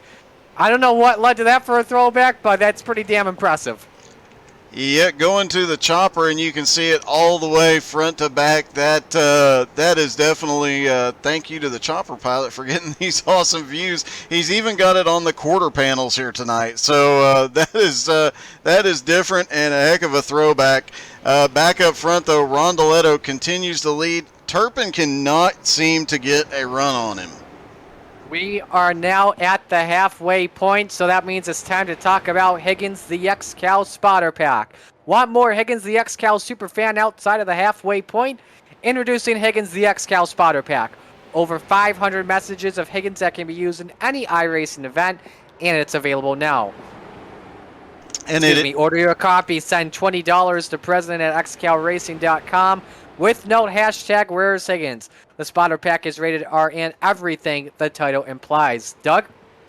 Yeah, I have been running it since the day it was released, and the first race I was in, I was laughing so hard that I almost hit the wall coming on a very wide track. I was at California, and I almost hit the wall because I was laughing so hard at one of the 20 laps to go message. It is definitely not safe for work. It's definitely rated R. Some of my streams you can find on our YouTube channel and listen in to Higgins. It is just hilarious and probably one of the best spotter packs out there today. It is definitely a great laugh. Good battle for fourth position rather on track, I should say. Kendrick Cryer and Chase Johnson. Car length and a half difference between those two drivers in fourth and fifth, and they are big movers throughout the day today. Cryer is up 10, Chase Johnson is up 27. And since the restart, they have both been in fourth, they have both been in fifth. They've been swapping the spot about every 4 or 5 laps. It's just one of them gets a better run and gets down in there, makes the pass, and then 4 or 5 laps later, the other one comes around. If they ever settle down, they might actually be able to work their way to the front, but neither of them showing any sign of that. Chase Johnson did say he didn't know if he had a winning car here tonight, but he knew he had a top 5 car, and I'd imagine he is not going to let anybody else get back by him. The Halinar Racing team with some great throwbacks. Chase Johnson running the paint he grew up watching his father race late models in. Aiden McConaughey is running the scheme that throws back to one of the best underdog moments in Ohio motorsports history. Norm Benny making the last spot in the LCQ in the inaugural Dirt Derby at Eldora. That was fun to watch as a kid back at home, screaming and cheering on Norm Benny. And let me tell you something. I met Norm in the garage once at Michigan a couple of years later. What a nice dude, I tell ya. Yeah, and speaking of throwbacks, I mentioned it earlier, but I remember watching the last race here. I remember watching Jeff Gordon win, and it was, all the tributes that day. It was a sad day that we've lost tracks like Wilkesboro, like Rockingham, and others that are going into disrepair. But thankfully, thanks to iRacing, thanks to the popularity of iRacing and the visibility that North Wilkesboro is getting, it is actually looking like it might get reopened at some point. There's already been a large sum of money guaranteed by the city and the county to help get this thing rebuilt and running again. And, with places like Nashville Fairgrounds coming back to NASCAR, this place, maybe some of these old tracks that some of us older folks grew up watching, maybe they can come back. That has some of the best racing out there. To tell you this, by the way, Jeff Edgar just crashed a couple of moments ago, running in 24th. It's unfortunate the Truck Series is not out at Eldora. But hey, they got a nice alternative at, 2 alternatives, I should say. They had Bristol a couple of months ago. I went to that race. That was phenomenal. And now they got the truck race at Knoxville, which is going to be spectacular, no doubt about it, especially with the sprint car, the 10-time World of Outlaw champion, Donnie Schatz, in the race, as well as Knoxville hometown favorite Brian Brown will be in that race too. Yeah, the trucks on dirt are definitely a lot more fun to watch than the Cup cars were on dirt this year, and they put on a great show. They are definitely made for it, as Octavio now starting to get into lap traffic. We've been green for almost 30 laps now, and yeah, he is starting to pick off some lap traffic here, 1, 2 at a time, but before long, he's going to be back up in that mess. And when we saw Bowen up front earlier, that's why when he had that 14-second gap, he caught up to a huge mess in front of him. Obviously, he had 4 of them get 4 wide coming out of 4. But yeah, once he gets up here in this lap traffic, things are going to slow down a little bit, and I think we're going to see business picking up in this top 5, as the top 10, the top 7 are all still within about 2.5 seconds. That smoke you see off of turn 4, Jeremy Leto is in pit road right now. Turpin, meanwhile, has closed the gap on Rondeletto about 0.3 of a second between first and second position. McConaughey's in third, Cryer fourth, Chase Johnson is 10th. How about the guy making his first start since 2014? Brandon Cruz Monsiváis in the K2 Motorsports 66, having a phenomenal run. Currently in 8th place. They came in 5th in the standings with Austin Edwards, but Edwards has had some prior commitments that's taken him out of iRacing for the past few weeks, and Monsiváis doing a great job. A good points day for the 66 team. Yeah, he started in 16th. He's up to 8th. He's not one of the faster cars on track, but he is one of the most consistent cars out there, and it is showing as he picks them off just one or two at a time. And, you know, watching him through lap traffic when he was in those big messes earlier, he backs off just a little bit, waits for somebody else to make a mistake, and then drives through underneath or above him. He can put that car pretty much anywhere he wants right now, so I expect to see him up approaching the top 5 before too much longer. He's only a second and a half behind Schwartz and 2.5 seconds behind Babinger. So he is starting to make up some ground now that everybody's settled in a little bit. I gotta tell you, I love that throwback too by Monsiváis, back to the old XCAL logo from 2014. Just great indeed. Show you another throwback of Clinus LaBeouf in the number 03. That is a throwback to when he won the Michigan Super event for RS Racing. And if I recall correctly, that was last season. Nice throwback also, I guess you could say, too. That's a Matt Kenza throwback with the DeWalt machine, the yellow and black, similar to how Kenza's car looked back in about 2003, I want to say. Yep, that was when Kenseth was running that. And that paint scheme definitely is reminiscent of that. A lot of great paint schemes out here. You mentioned earlier we've got a Kulwicki paint scheme out there. Several other really cool ones. I noticed a few minutes ago, there's about 3 Gordon paint schemes out there, with Bear having one, Babinger having one, and we've got a couple of Dale Earnhardt paint schemes out there, and just a whole lot of different throwbacks for different reasons. It has definitely been awesome to see some of these cars back on this legendary track. Looking at some of these other throwbacks that are on track, I don't know why Rondeletto doesn't have a throwback. He should be moved points. Let's see here. Luke Turpin's throwback. Rolling Thunder Racing, and it's got on the spoiler Aaron Hillebush's name. Hillebush, the president of XCAL Racing, owning this team. And I think that may be a throwback from last season or 2014. I'm not too sure. Yeah, definitely some really cool paint schemes out there tonight. And a lot of guys putting in that extra time to build those. A lot of guys starting to move back up through the field now, as there is the number 1 of Trevor Birchmere. I believe that's an old Dropping Bombs paint scheme from way back. Yeah, the DBR scheme, the notable ones too, even has back when XCAL was a partner with Telesign TV, and Tanner Kalin, still good friends with him. But all the Dropping Bombs machines, I believe except for Babinger, have the old logo on them, along with the XCAL logo. Pretty cool to see that. Obviously, the DBR squad, a notable team in iRacing. Now these days, they've got that snapmobile.com sponsorship. Now that we are at lap 200, the lap 200 parts are brought to you by K2 Sauce, the only official sauce of XCAL Racing. It's an everything sauce, a barbecue sauce, steak sauce, ketchup sauce, a burger sauce, and more all in one. The only sauce you will ever need, also available in hot, and a warning for you kids that want to try the hot version of K2 Sauce indeed. 204 laps are in the books. Octavio Rondeletto currently leading, has had the best car here today so far, especially in the long runs. Again, as this was a key story coming on in. If Rondeletto did not have a good day, he was selling his numbers, but right now with the way he's driving, he doesn't need to sell those numbers. He's having a good car right now. Yeah, he's opened up the lead to almost a second here. He's got a few lap cars up ahead, but really not going to be too bad. He'll be able to pick some of these off. He have 1 and 2. Then he's got a big group of about 4 of them still battling for position up there. So we'll see how it. As he gets the wall again, we saw him do that earlier off turn 4.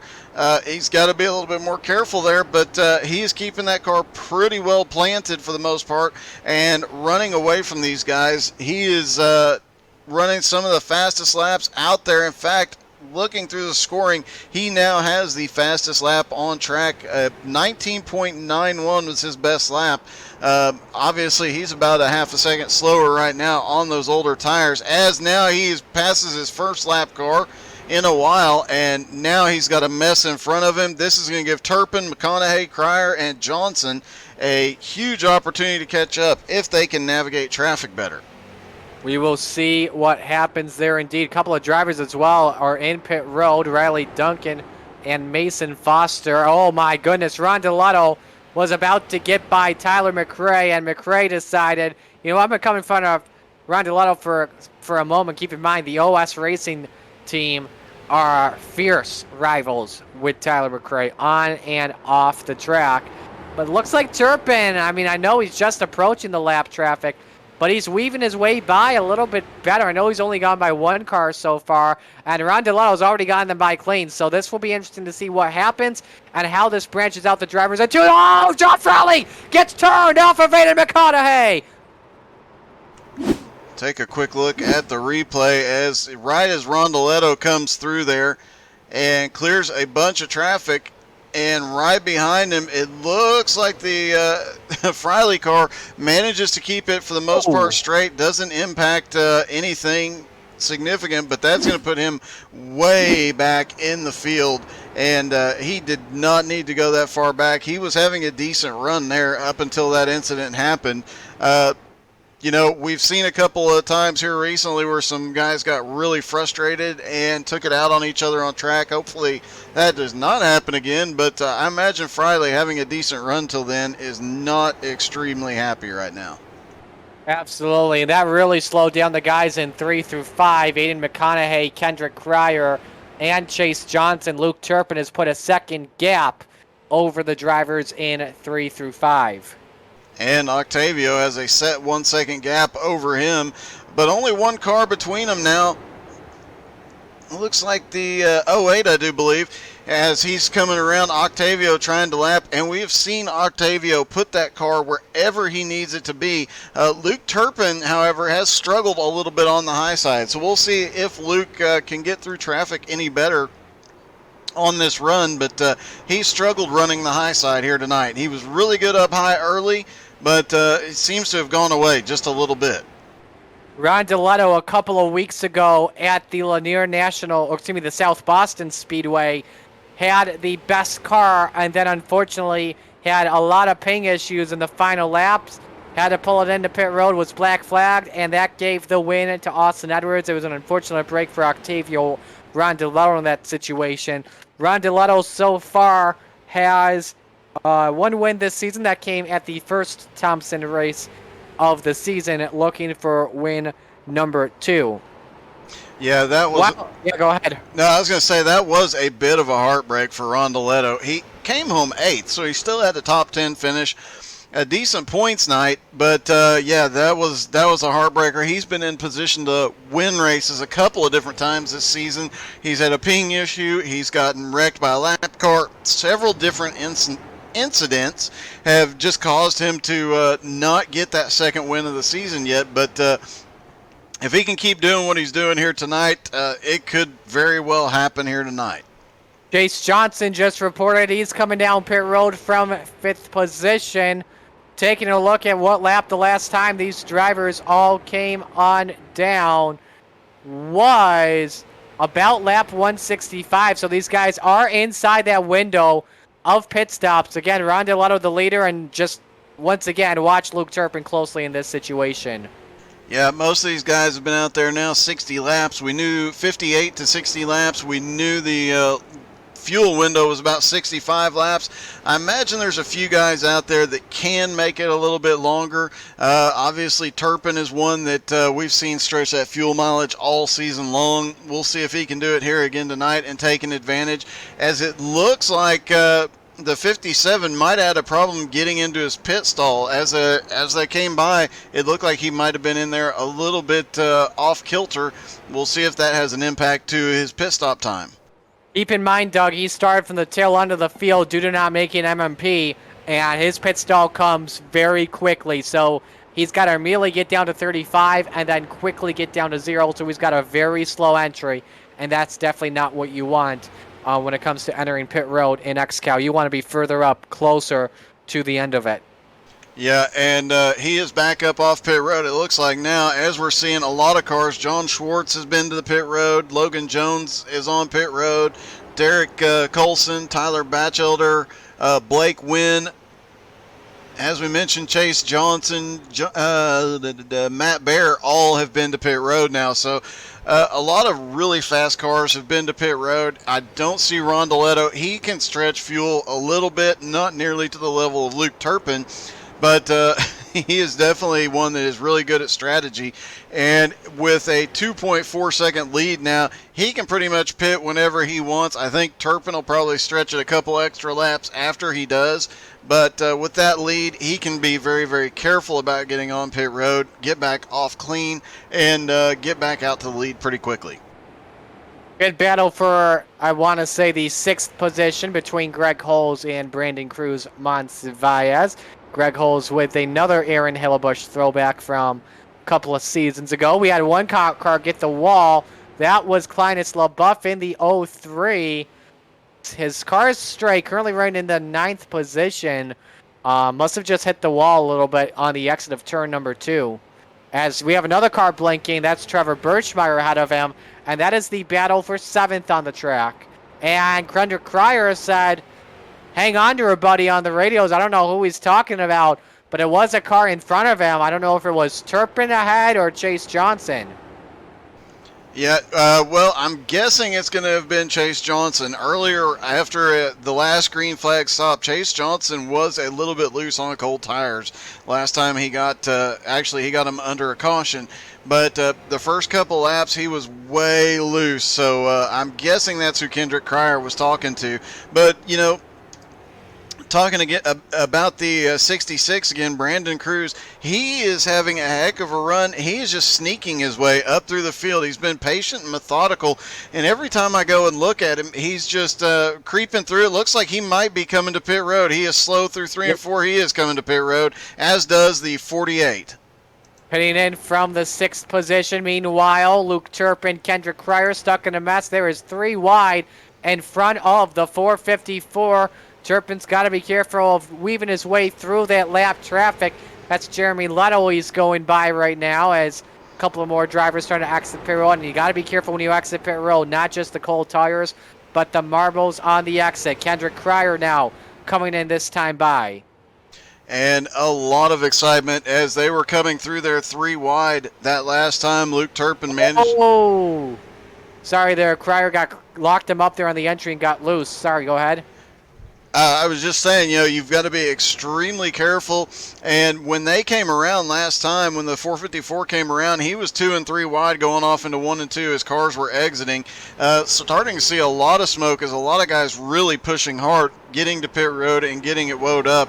We've seen a few guys that slow down in the middle of 3 and 4. They're trying to make sure they get in cautiously. I think that's what we'll see out of Rondeletto when he comes. But several guys are pushing extreme. And here he comes. Oh, the 16 almost spins right in front of him getting on pit road. Luke Turpin does stay out, kind of what we expected, but he is still stuck in all that traffic that Rondeletto had already worked through. And Turpin just said, I think he's coming in this time. Yes, he did. So him and Rondeletto will be equidistant apart when it comes to pitting. And Tyler Batchelder nearly gets into Luke Turpin. Turpin gets loose on the entry. Been a little bit notable pit entry situation there, so that should put that should put Kenny Tripp as the leader. Nope, he's going to come in this time. Let's see what Robert Colgan does. Colgan should assume the lead here. probably leading for just about 1 lap as we speak. So as everything shifts on over, I've got Ron DeLetto still as the race leader. Jeff Edgar has passed him, by the way, for 4th. He's stretching it. And Ron Colgan's DeLetto now coming to exits. pit road. Colgan's coming to pit road, and the 85 almost clipped the back end.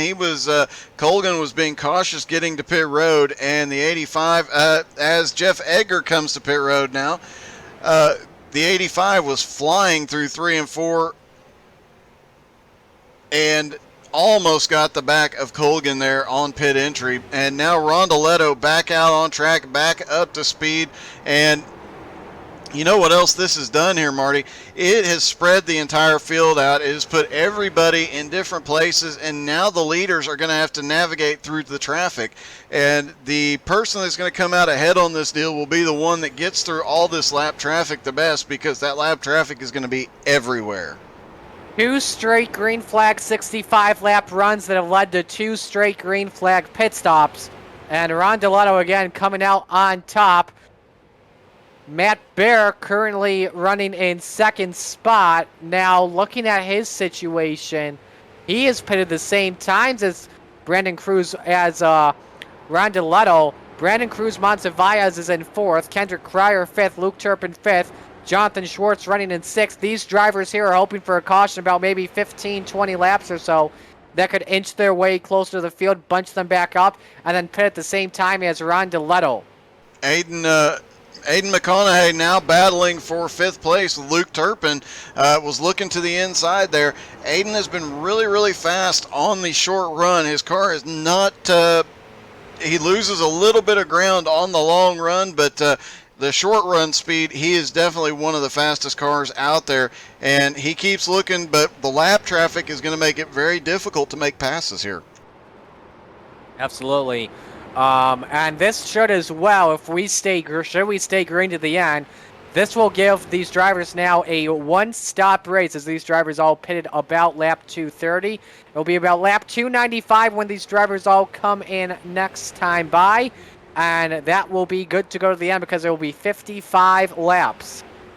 Yeah, and as it stands, Ron DeLetto actually just got through a lot of traffic, as looks like the 12 is really loose coming through 3 and 4 back behind him, but Ron DeLetto, he managed to get clear of the traffic pretty quickly. He's got him in 1s and 2s up ahead, but right now he has got a huge advantage. Still got a 2.7 second lead over Kendrick Cryer, who is now up to 2nd in the 15. Matt Bear back in 3rd. And Luke Turpin in 4th, and Brandon Cruz in 5th. Just got by Monsiváis for 5th, and now he has to deal with more pressure coming from McConaughey, and I think if I'm the 66, just let McConaughey go. He's been faster all day today compared to that 66 machine, and that is the case. Let's look at some fan appreciation charts right now as we speak.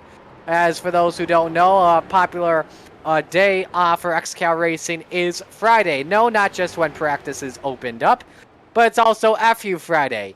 There are FU stickers you can purchase for $1 a piece on XCAL Racing. It's a web shop, and we'll give you the FU top 5 as we speak. Ryan Soper currently leads the way with 313. Brandon Varney 2nd with 308. Childhood Cancer is 3rd with 262. Tyler Jalbert is 4th with 186. Shane Briggs is 5th with 150. There is a K2 Sauce top 5 if you want to show your support for a driver. That hasn't changed in like a damn month, I tell you. Greg Holes is currently number 1 with 14. Paul Coleman Jr. 2nd with 13. Luke Turpin 3rd with 11. Ron Walters 4th with 8. And Matt Beer is 5th with 6. And that is a bit interesting on some of those. Obviously, I know why Pud is at the top, but I'm not surprised, but I'm surprised he beat everybody else to get out to the top and by as much as he did. But I would imagine that some of those stickers, like a large number of them, might have come from Hillbush. Just a hunch. Could be. I'm not too sure there.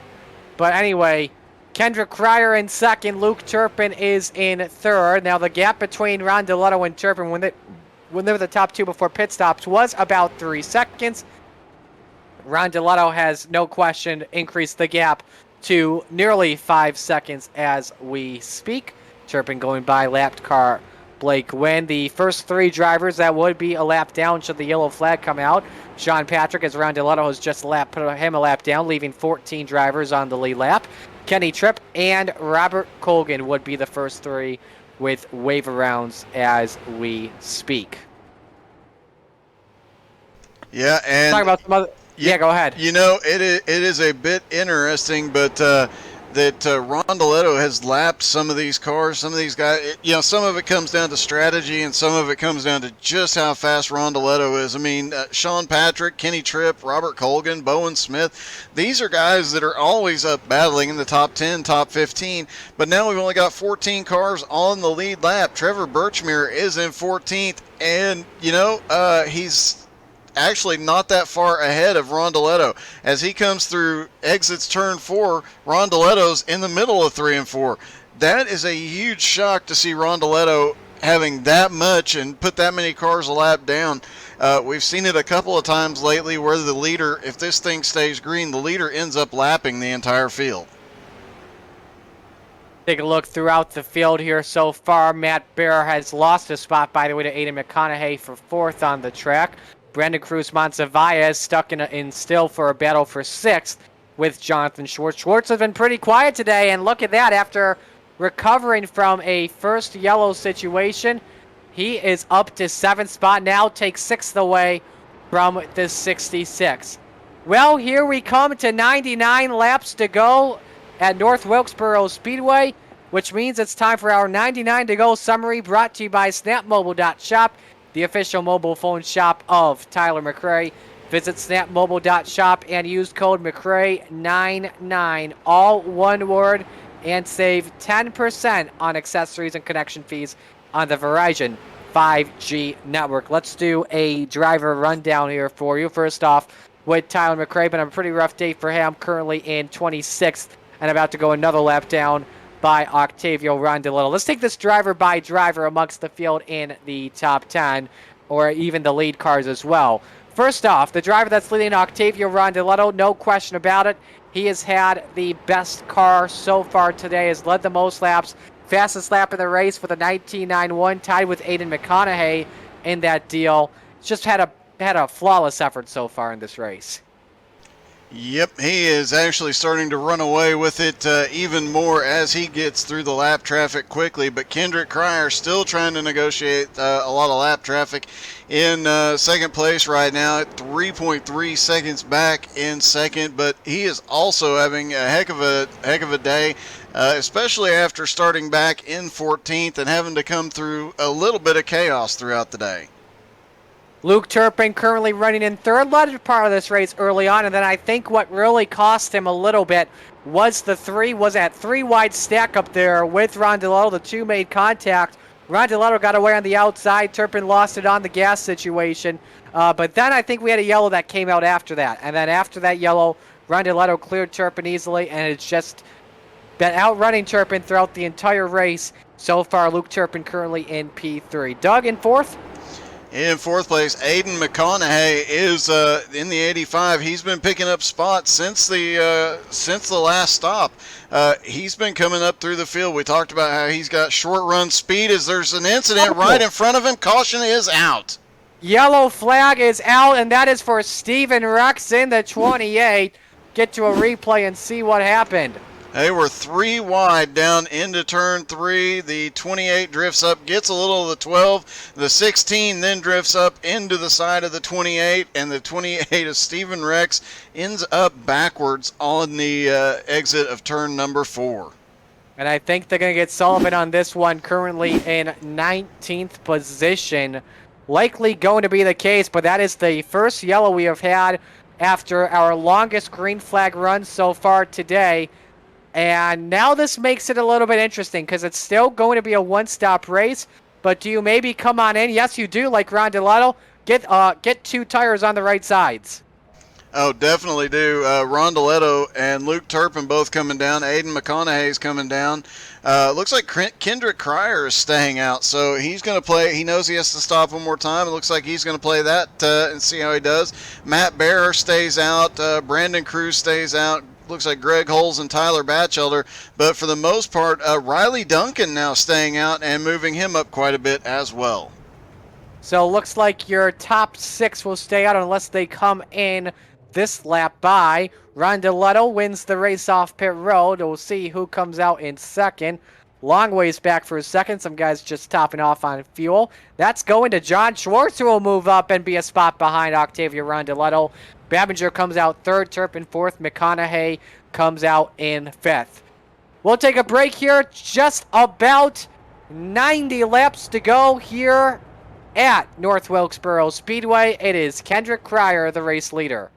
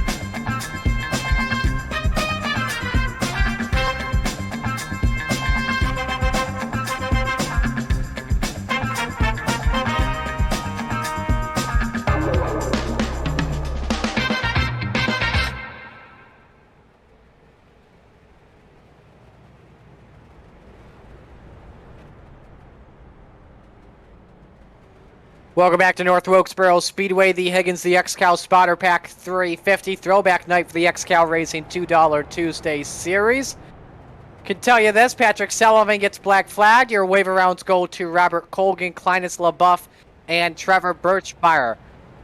This is a very interesting situation as Kendrick Cryer stayed out, and Octavio Rondeletto is going to have about, I want to say, 20 lap fresher tires. Yeah, Rondeletto, I fully expect he has been really good. One of the best on the outside, but so is that car behind him. Aiden McConaughey, those have been the two best cars on the outside tonight, and they are both starting on the outside. I don't know if Kendrick Cryer's tires are going to come into play here on the restart. Hopefully he does not spin on the restart, but even if he doesn't, he is not going to be as fast. Rondeletto, McConaughey both have a chance here. Turpin has got to be a little bit worried about those older tires right in front of him on this restart. Been phenomenal racing so far today. This should be the final extension. We'll wait here, listening to race control on my end. Lights are out. Yep, we are good. Real quick, I'll mention this.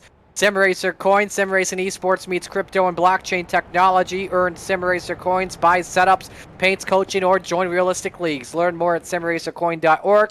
SimRacer Coin. Racing is life. Let's reset the field. Kendrick Cryer, Octavio Rondeletto, row 1. Luke Turpin, Aiden McConaughey, row 2. Greg Holz, Jonathan Schwartz, row 3. Matt Baer, Brandon Cruz, Monsivires, row 4. Robert Colgan, Trevor Birchmeyer round out the top 10. Here we go back to green. Cryer can fire first. He catches Rondeletto sleeping. That's right back to green as Cryer gets away from Rondeletto and Turpin, who are side by side for second. Yeah, and you got to know that Turpin loves seeing that. He's now got his preferred line on the inside. As we mentioned, Rondeletto can run anywhere, but Turpin gets loose coming through 3 and 4, drifts right up in front of Rondeletto. That got very close, and here comes Aiden McConaughey, who looks for third position. Inside on Rondeletto, they nearly touch off of turn number 2, and they're nearly trying to sandwich Turpin. That's close. We got one in the grass mid-pack. Not sure who that was. I believe John that was Friley. John Friley, and it makes a great save. Meanwhile, we focus on the battle for second, as McConaughey is still trying on Turpin with Rondeletto in the mix-up. This got very, very busy very, very quick. They know they're short on time, less than 100 laps to go. And these guys know. Oh, as the 85 comes down to block Rondeletto. Oh my, you can't do that in official iRaces. Oh my, you could get protested for that. What a bold move for McConaughey to just slam the door literally in his face. And how about Greg Holes in the 61? We have not talked about him yet today. Currently reigning in 5th position. We got a crash on the track. Riley Duncan and Art Hendren. No caution is out, though, but they are on pit road. But yeah, as I was saying, how about Greg Holes currently in 5th spot? Yeah, Greg started up back in 10th. He had gone backwards a little bit. He had been as far back as, I believe, about 17th tonight, but here he is at the end of the race.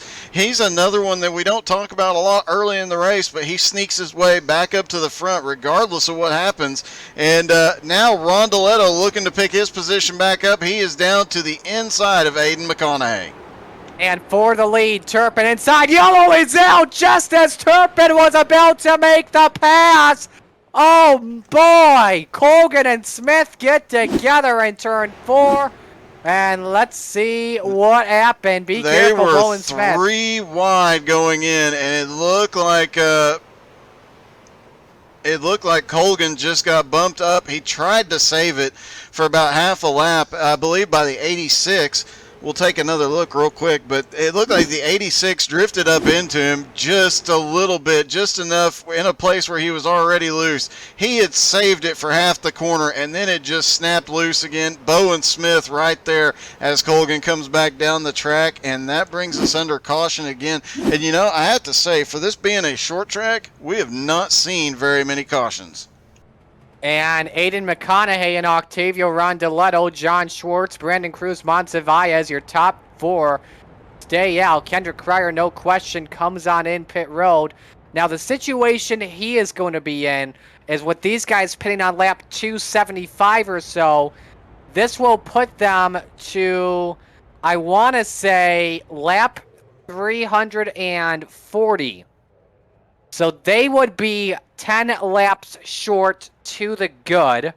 What they are hoping for right now is many yellows, is like maybe 2 or 3 yellows to come out. They can try and save fuel and make it to the end. Honestly, a guy like Turpin, we know he can make it to the end from here. There is no question about it. And honestly, enough cautions, I think, I really think Rondeletto could make it from here.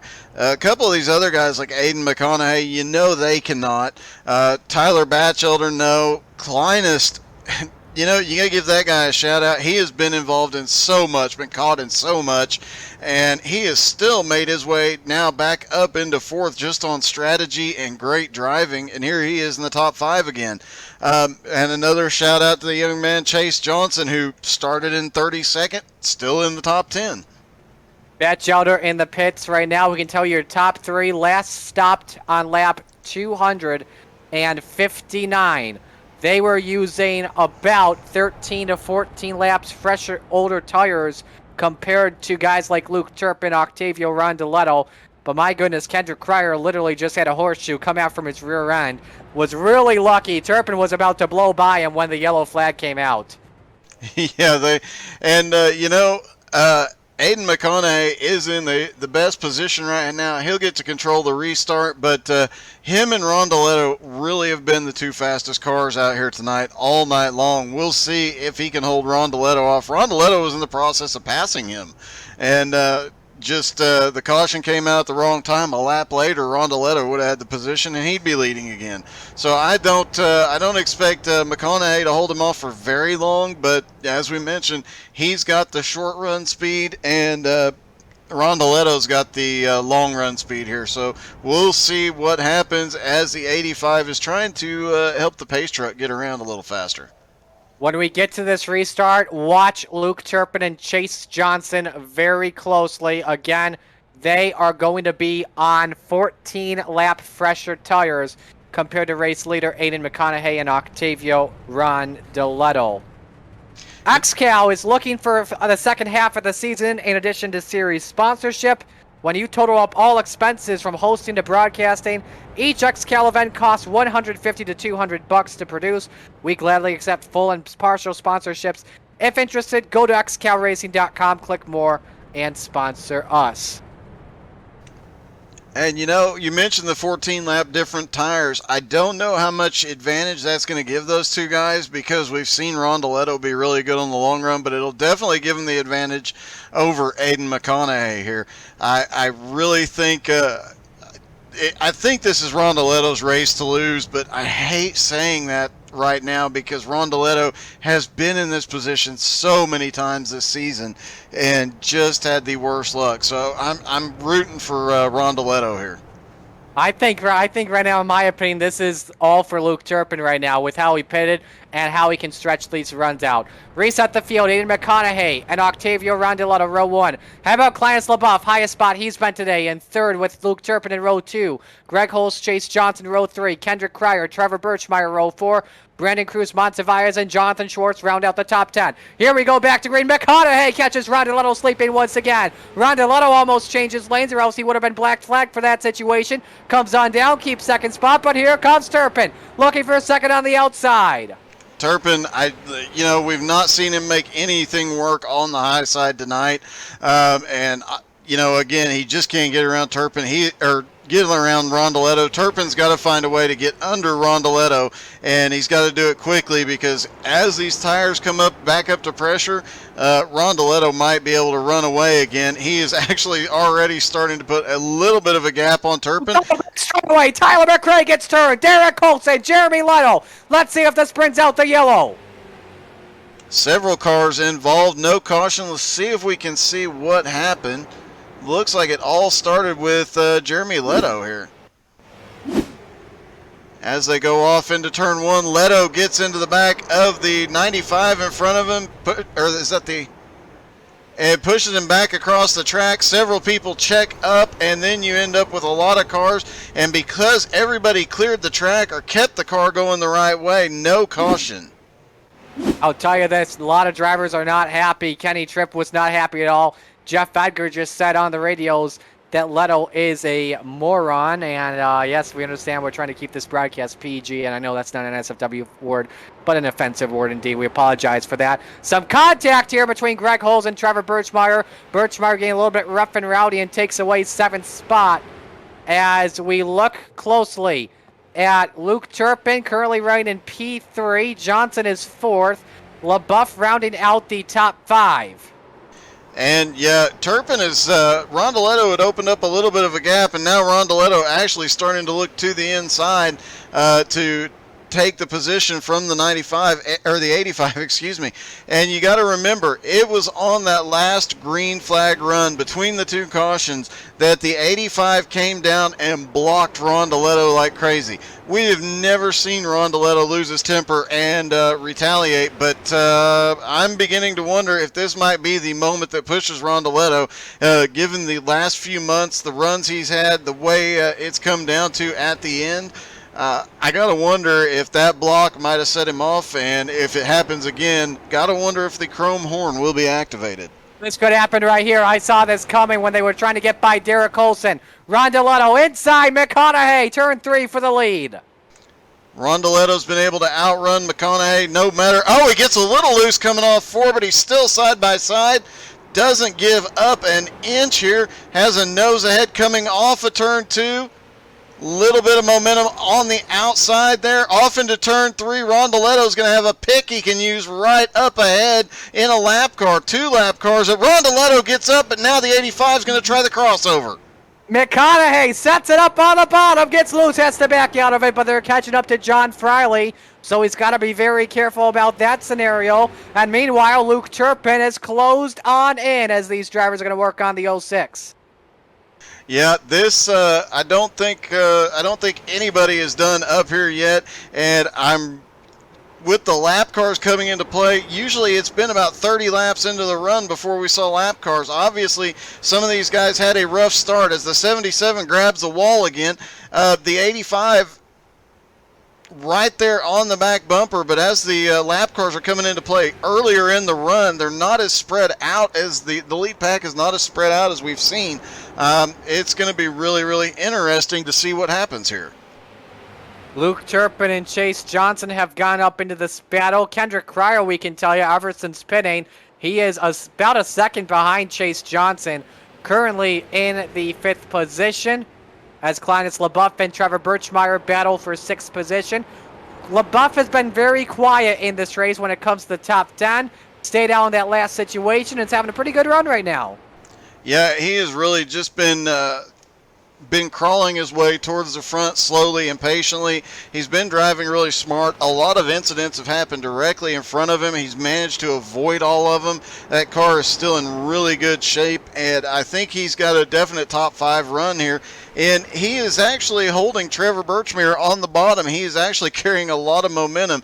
He's probably going to lose 1 position, maybe 2, but I think he'll be able to come back here before too much longer.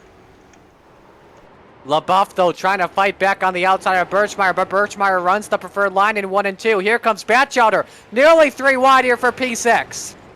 Yeah, that one was, I was wondering if Birchmere was going to stick his nose in there or not. He started to look like he was, and if they get 3 wide again, things could get really, really interesting really, really quick.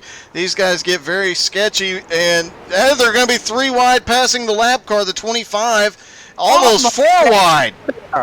That was wicked close, and they're remaining 3 wide, but when they catch up to John Fraley, it could be 4 wide. Birchmeyer, slide jobs LaBeouf, and here comes JB Smooth in the picture. And John Schwartz right there behind him. As always, quiet throughout the first half of the race, but here we are with 50 laps to go, and Schwartz is back in the top 10. He is just sitting back there lurking like he does. He just waits for a mistake and drives right through it. And the way these guys are racing each other side by side, going 3 wide when needed, Schwartz dives to the inside now. Oh my gosh, Birchmeyer just nearly gave me a heart attack, almost took out John Fraley and could have changed the complexity of this race, and he backs out of it and loses a ton of spots. Back to the 9th position he goes. LaBeouf and Batchelder side by side for 6 on track. Yep, LaBeouf managed to get switched over. He goes back to the inside. He is going to try and reclaim that position from Tyler Batchelder and trying to pick up as many positions as he can. He lost a couple on the restart, Kleinis did, but now here he is fighting back, and he gets a little loose coming off 4, but he is running every inch of the track he can while he's got a little bit of clean space behind him. You've got 2 incredible battles on the track right now. We've got a race lead situation happening between Ron Deletto, McConaughey, Turpin, and Johnson, and then you got a battle for 6, I should say. And Kendrick Cryer's in the mix-up, too, in the battle for 3rd. Yeah, he has crawled his way back up as they have been battling. He just, he can run a consistent line while these guys keep going side by side, keep trying to find ways around each other. And now, if he can just get the nose inside, we saw Ron Deletto do it earlier, get the nose inside, force the other car to the high side, and then wait for lap traffic, and he'll be able to use that lap traffic as a pick. And now we've got lap traffic, the 5 car, down to the bottom.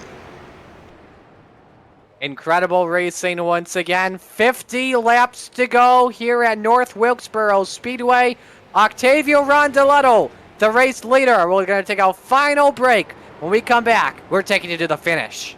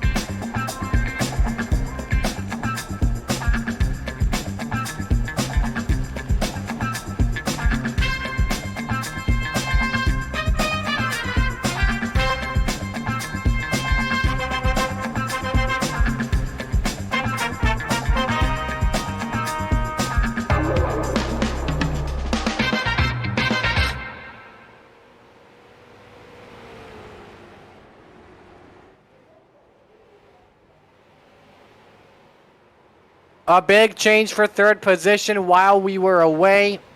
Luke Turpin is in a battle for fourth with Kendrick Cryer and Chase Johnson up 29 spots, has taken third position away.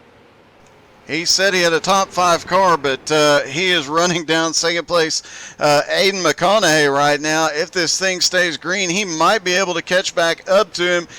Only about 0.8 of a second behind, and with the lap traffic in there, he's come through, Chase Johnson's come through lap traffic really well, trying to run down the 85. He might be able to pull off a top 2 here. And we were just watching a good side-by-side battle for fourth spot between Kendrick Cryer and Luke Turpin. And Cryer takes it away. Turpin is fading back. You think he may have used his stuff up too early? Very, very likely. He was one of the best on the short run, but he's obviously struggling just a little bit right now. Meanwhile, a couple of guys who are really starting to come on, like Chase Johnson. Turpin was pretty decent on short runs, not as fast on the long runs, but Batchelder is one that's been coming on later in the run as well, so we might see him make his way up. And of course, Jonathan Schwartz, he is now taking seventh away from is taking seventh from Kleinest and working his way up towards the front as well. He is always one good on the late run. Came in sixth in series standings and could be closing in. This is going to be a good finish to the end. Do not miss out on this finish. Next week, XCAL Racing is at the Oxford Plains Speedway, June 15th. Start time 7:20 p.m. on the Facebook and Twitch of How to Suck at iRacing. The replay will be available after the race on YouTube at How to Suck at iRacing. And yeah, you're probably going to want to watch this again. This has been an incredible race so far. Octavio Rondeletto continues to lead. He's had a 1.5 second lead over Aiden McConaughey. Chase Johnson is third. Kendrick Cryer is fourth. And those two drivers are closing in on McConaughey. Keep in mind, we are watching closely the drivers that pitted on lap 273. Like third and fourth, Chase Johnson, Kendrick Cryer. Will they be good to go make it to the end? Could Octavio Rondeletto and Aiden McConaughey not have enough fuel to make it to the end? A lot of questions that we're wondering right now, Doug. Yeah, with the leaders starting to work their way through some heavy lap traffic. I mean, you look what's right in front of Rondeletto, and it's just a swarm of cars, and those guys are all still battling side by side. The possibility for a caution is very, very high at the moment. I really just hoping it's not right in front of Rondeletto, as the guys right in front of him getting single file for the moment. But there's a lot of battles going on the track. Look at this. Second spot on the track. Chase Johnson, fresher tires on Aiden McConaughey. Johnson takes P2. And I don't know if Johnson can run down that 2-second gap. Looking at the last few laps, his times are equal to Octavio Rondeletto's. But we'll have to wait and see. The lap traffic could play a huge part in this. A lot could change in the last 30 laps or so here. It's going to be a little bit interesting. If Rondeletto can go the distance on fuel, that'll be a big surprise. But hopefully he can. Been robbed of a few here recently, and definitely the team right on the edge of folding or selling. Tonight is showing he's still got it, as we had a car come to pit road almost causing a wreck. Jones. That's Logan Jones in the 08, and now Cryer looking inside on McConaughey for third, but McConaughey could possibly use that 82. That's Daniel Miller as a pick. Now, here's something as well. Keep in mind that Chase Johnson has had that Rondeletto hasn't really used on WLP tonight, and that's communication. Johnson's been using lap traffic and letting them know, hey, we're coming up on you, let's go by. Rondeletto's just been quiet and calm, and almost made some contact there with Tyler McRae in a close situation there. But the gap's still constant, about 2 seconds for Rondeletto over Chase Johnson. Let's compare lap times here. This time, 20.34 for Rondeletto. Oh, no, 20.4 for 4.41 for Johnson. Rondeletto at 20.46. So Johnson is closing the gap down a little bit. And now McConaughey and Cryer are side by side for third. That could help out Johnson out, Doug. Yeah, and they've got another lap car right ahead as these two are just not, the lap car just not giving any way at all. Tyler saying, nope, I'm not going to make it easy for you here. And that's allowing, oh no, Rondoletto's in the middle of a couple of lap cars here coming down the back straightaway. Will they go three wide into, oh my goodness, they may end up four wide coming off. Tyler backs out of it. The 81 stays in it and jumps ahead. The 77 Rondoletto gets through, but I don't think Tyler in the 99 is done with Rondoletto yet. He was right on the back bumper coming out of 2. Now he's got to deal with Blake Wynn. Now Chase Johnson, Kendrick Cryer battling for second. McConaughey still trying to hang on. Luke Turpin in third. And is that Tyler Batchelder in the 53? Nope, that was not. I was looking at, I think Mason Foster, excuse me. They got the same yellow cars here. But anyway, coming to 26 laps to go this time. Rondoletto's gap now 1.85 seconds. And so still a little similar, but it's still. Can Rondoletto go the entire way? He last pitted on lap 259. So what has that been? About... He'd have to, it would be about 64, 65 laps now that he's been out there. Could somebody go 90 or 89 laps on a green flag run? It's going to be the huge question. Even though we've had some yellows. Yeah, go ahead. Knowing Rondoletto, if anybody can do it, it's going to be either him or Luke Turpin that can stretch it. I don't see anybody else in there. With those caution laps, I think that they might be able to make it. Those caution laps save a ton of fuel, especially if they're pacing in fourth gear or shutting the engine off. So we'll have to wait and see what happens here. But Rondoletto would have already stopped, I think, if he needed to. I think he's got this thing under control. And also, you know, he is not pushing as hard as he has to right now. I mean, he's running some extremely fast lap times, but you can tell he is not pushing as hard as he was earlier in the race. He's not sliding around. He's not getting loose at all. He's just running consistent, fairly fast laps and moving away from people. 3 drivers amongst the top 10 pitted on lap 259. All the other drivers around lap 275, and they could be good to go the distance. We'll have to see. Chase Johnson, Kendrick Cryer still battling for third. Aiden McConaughey fourth. Luke Turpin is fifth. Tyler Batchelder is stuck in sixth. Jonathan Schwartz is seventh. Trevor Birchmeyer eighth. Clinus LaBeouf is ninth. And Robert Colgan currently rounds out the top 10. And a nice battle with Brendan Cruz Monsivallez for that spot. Matt Bear currently in 12th spot. Sean Patrick is in 13th. Greg Holes back to 14th. Kenny Tripp in 15th. And he's the first car, I believe, a lap down. Now Sean Patrick comes on in to pit road for his final stop of the race. And that is, you know, we're seeing a lot of guys make a green flag pit stop here, and Rondoletto is just trying to save as much fuel as he can here. I will be surprised if he comes to pit road at any point, but you can tell coming through 3 and 4, he is definitely taking it a little bit easier than he needs to. He's taking it a little bit easier in 1 and 2. As you see, the 61 close right back up to the back bumper. He's getting off the gas easy. He's getting back on the gas smooth and easy, trying to save every drop of fuel here. 19 laps to go. He is not going to pit. He's going to go for it, and he's got almost 3-second lead to play with now, so he can even back out of it a little bit more if he needs to. He definitely can consider saving fuel. However, though, last time by, he was a 10th quicker than Chase Johnson. Can Octavio Rondoletto go the entire way is the big question we are wondering. Everyone's been able to go 65 laps on fuel. We have not seen anyone really go 90 laps on a fuel run tonight. Could Rondoletto do it? Or if he runs out, Chase Johnson, Kendrick Cryer, maybe Aiden McConaughey, even though he last pitted on the same lap as Rondoletto, could battle for the race win. It could be a young gun taking this one home. Chase Johnson looking for his second win of the season. Won at USA, the second race of the season earlier on in the year. Kendrick Cryer looking for his first. Aiden McConaughey, and he's putting it in. He's putting it in. McConaughey does not have enough. Now, what does that get you thinking of if you're Rondoletto? You know, I'm looking at the data. Rondoletto's been out there for 76 laps, and Everybody else is 62, except for McConaughey, who was out for 76. So those two guys on the same pit strategy.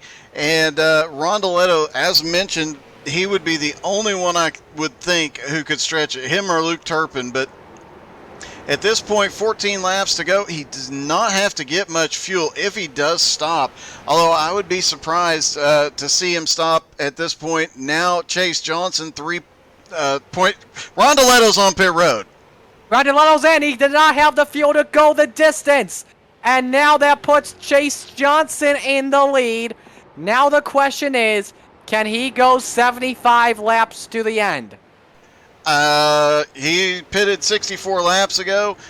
Him, Cryer, Turpin, all of them, pretty much everybody back to sixth place Birchmere has pitted 60 or right at 60, 63 laps. And based on what Rondoletto just did, I think he can make it if he's very careful about it. And we'll see what happens here as Rondoletto is now back up off pit road, currently being scored in 11th. And Kendrick Cryer getting slowed up by Octavio Rondoletto. And Cryer's out of fuel. He can't go the distance. He makes it down pit road with 12 laps to go. And that's going to put Rondoletto back in the top 10. So, you know, the question has been, is he going to keep the team or is he going to sell it? I think he's shown tonight he can definitely still get that car around here. And that team can still be extremely fast. I would hope he would keep it because he is just amazing on track as he's running the leader down right now. And if anybody else in the top 10 has to pit, Rondoletto is going to pick up a ton of positions. And I think Rondoletto may be about to unlap himself. He is definitely faster than Chase right now. Currently in 10th position, the first car 1 lap down, 9 laps to go. Could he go the distance? Chase Johnson. There's a wreck in turn 2. That's Robert Colgan nearly taking out the leaders. We stay green, though. No caution comes out. That could have changed everything in that situation. But now if you're Chase Johnson, if he runs out of fuel here, guess who this helps out? Could help out Luke Turpin.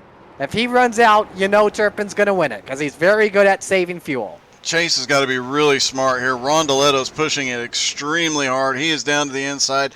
Chase was trying to hold him back. And remember, per XCAL rules, at lap 5, with 5 laps to go, there will be no caution no matter what happens on track. And anything can happen in that last 5 laps. We've seen massive incidents with 2 laps to go. Things could get very, very dicey out there before this thing is said and done. And Rondoletto could still pull this thing off. It might take a miracle, but he is just so much faster.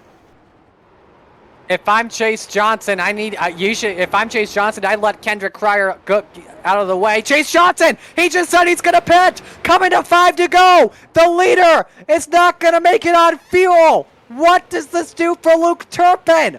5 laps to go. Luke Turpin takes the lead. Oh, that's just heartbreak for the 57. That kid, regardless of the situation, that kid has had an amazing run tonight. He said he'd be up in the top 5 before the night was out. He ran his way all the way into the top 5 tonight. Did an amazing job. But now Luke Turpin back to the lead. And just take a quick look. Luke Turpin's been out there for 73 laps. Birchmere, everybody out there in front of Rondoletto has been out there for 70 laps or more. We've seen some guys can make it, some guys can't. Turpin is the only one left up there that might be able to stretch it. But Chase Johnson finishes in is running in 8th place, still on the lead lap. 3 laps to go. Yellow flags are off the rest of the way. Does Turpin have enough? It's a 10 to 11 second lead over Trevor Birchmeier. Birchmeier is consuming fuel. He's about 3/4 of a second slower to the 454. Luke Turpin looking for his 5th win this season. He's got 2 more laps. Has not won since Lanier the week before the All-Star race. Can he get it done and tie Austin Edwards for the most wins this season? We are about to find out. This time by, white flag is in the air. 1 lap to go for Luke Turpin. Can he go the distance? He takes the white flag. It's a 12-second lead for Birchmeier. I think he can coast the rest of the way through. Let's see what happens. John Brancaccio lets him go. Half a lap to go. One driver out of field. That's Jose Gaudino. Luke Turpin. He can coast from here. Off of turn 4. Luke Turpin. Win 5 this season. He takes the Higgins XCAL Spotter Pack 350 at North Wilkesboro. Trevor Birchmere comes home second. Brandon Cruz. Oh! Hang on a second. Look for second. Cruz just took himself out. Matt Baer takes second. Birchmeyer takes third. Rondoletto managed to come back and get fifth. Greg Hull's best finish of the season, I do believe, in fourth. So it's Turpin, Bear, Birchmere, Greg Hulls, Rondoletto are the top 5. Kendrick Cryer, Chase Johnson recovers to 7th. Brandon Cruz looks like he's going to be scored as finishing 8th. Tripp is 9th, and Schwartz, no surprise, back in the top 10 at the end. Turpin and giving Rondoletto a little bit of love there. A lot of respect between those two. Great win for Luke Turpin. 5th win this season, and the Rolling Thunder teammates come home 1, 2, 4. Greg Hulls came home in the 4th position, 3/10 behind Trevor Birchmeyer. And a great finish by Birchmere, just quietly sneaking through the race the whole time. But Matt Baer, there at the end, it just an amazing second place finish. Put himself in the right position for that one and did a great job out there getting his way up there into second. He was just in the perfect position to capitalize, and sometimes that is what you need to do. Absolutely. Bunch of drivers are not happy, like Kenny Tripp at Jeremy Little. A lot of stuff happened on. So post-race, it's going to go a little bit differently this time. Paul Coleman Jr. is joining us in the booth. And before we talk with your top 3, plus some of the other notable finishers, Paul, what a race we had. That was exciting, amazing, really good, clean racing for the most part there. The pit strategy at the end really threw me for a loop. I thought most everybody was going to be good on gas there, but it turned out that wasn't the case. Absolutely. Let's try and we're gonna talk with your top 3, and then we're also going to talk with 2 more drivers here. I would like to get Octavio Rondoletto in here if we can get him in. Can we get Rondoletto please in?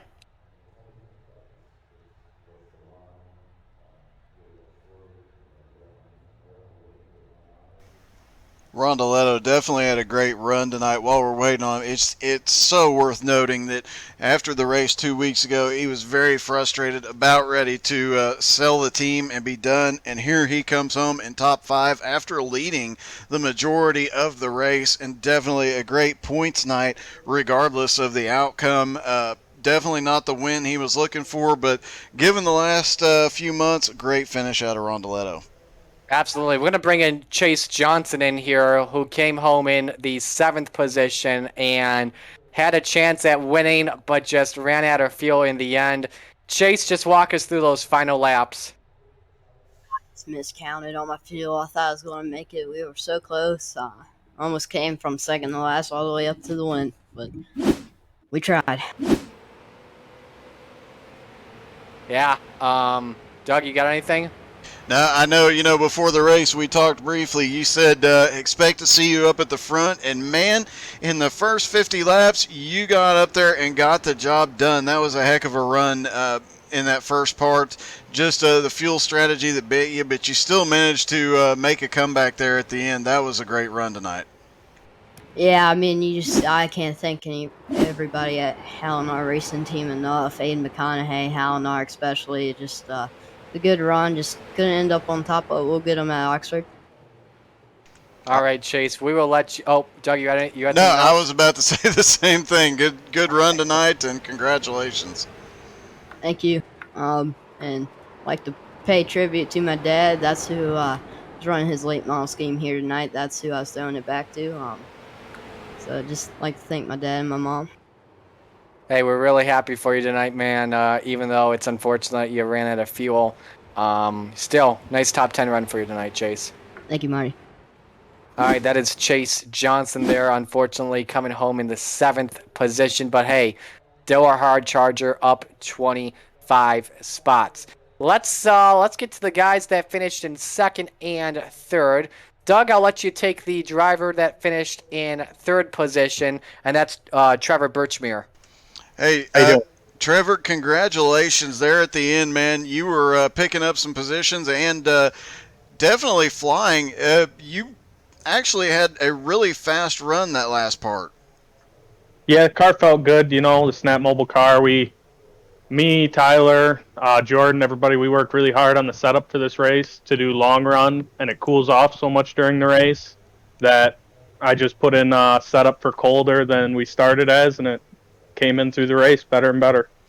So, with the colder setup, I have to ask, did that impact your fuel mileage any at all, having a little bit different handling car earlier, or did your strategy pretty much work the way you expected? It kind of worked to what I expected. I would have liked to save a little bit more this last run than I did. I ended up running out across the line, but can't complain with the third place finish.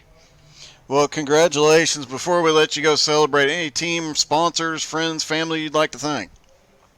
Just snapmobile.shop. They're our biggest sponsor. They're good. The Butt Kicker.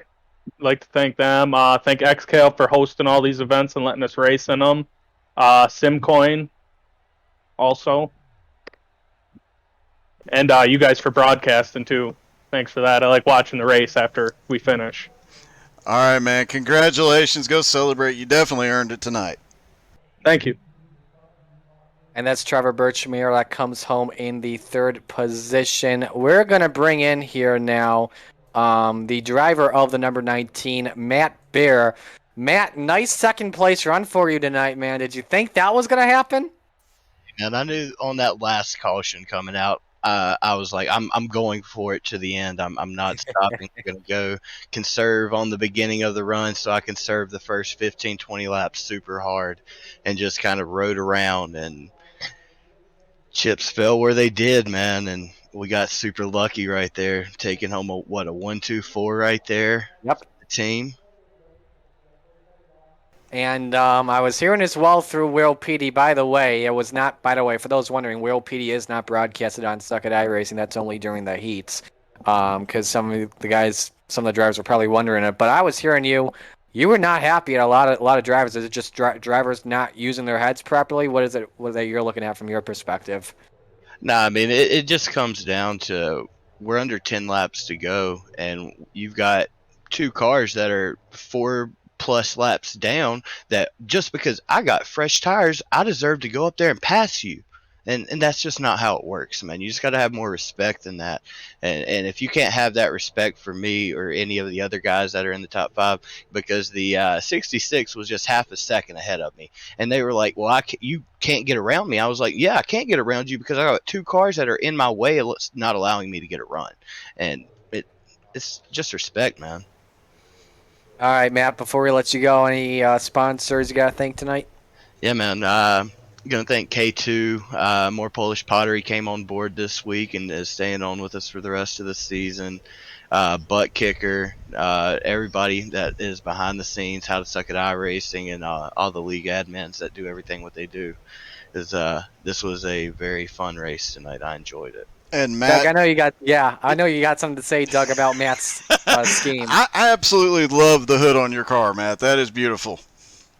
We don't do nothing half-assed around here. Excuse me. We did it, and we did it right. Well, you are the man. That was when I saw that tonight, I was like, man, that is just so cool. Thank you, man. I appreciate it. Well, thank you for all y'all do. Paul, I got one more guy I want to get on in here before we get to the demo, before we get to your race winner, and that is Brandon Cruz Monsivais. I believe I got the last name correct. Doug, this one's all yours. Brandon, you had an up and down night all night, but in the end, you managed to pick up 13 spots and come home 8th. Congratulations, man. I don't know. XCAL XCAL's a good league. Aaron Hillebush and Petey Zeller do a lot of work. I didn't expect to be interviewed here tonight. Check out Brandon Cruz DFS on Twitter, YouTube, and Patreon for all your DraftKings, FanDuel, and daily fantasy sports needs. But man, like I knew we had the car.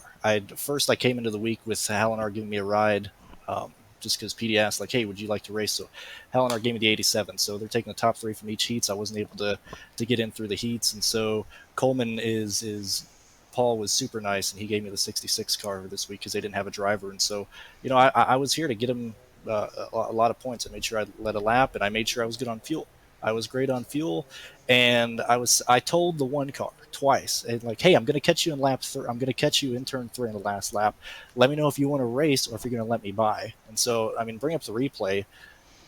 Trevor or whoever the one is just completely cut us off, and I made sure to not turn him because I didn't want to ruin his race, but I put myself in the pit wall. So we went from a third place finish to an eighth, and like I said, I love XCAL. Check out Winstill Cup Racing Series. I mean, that's a league that you need to go and join.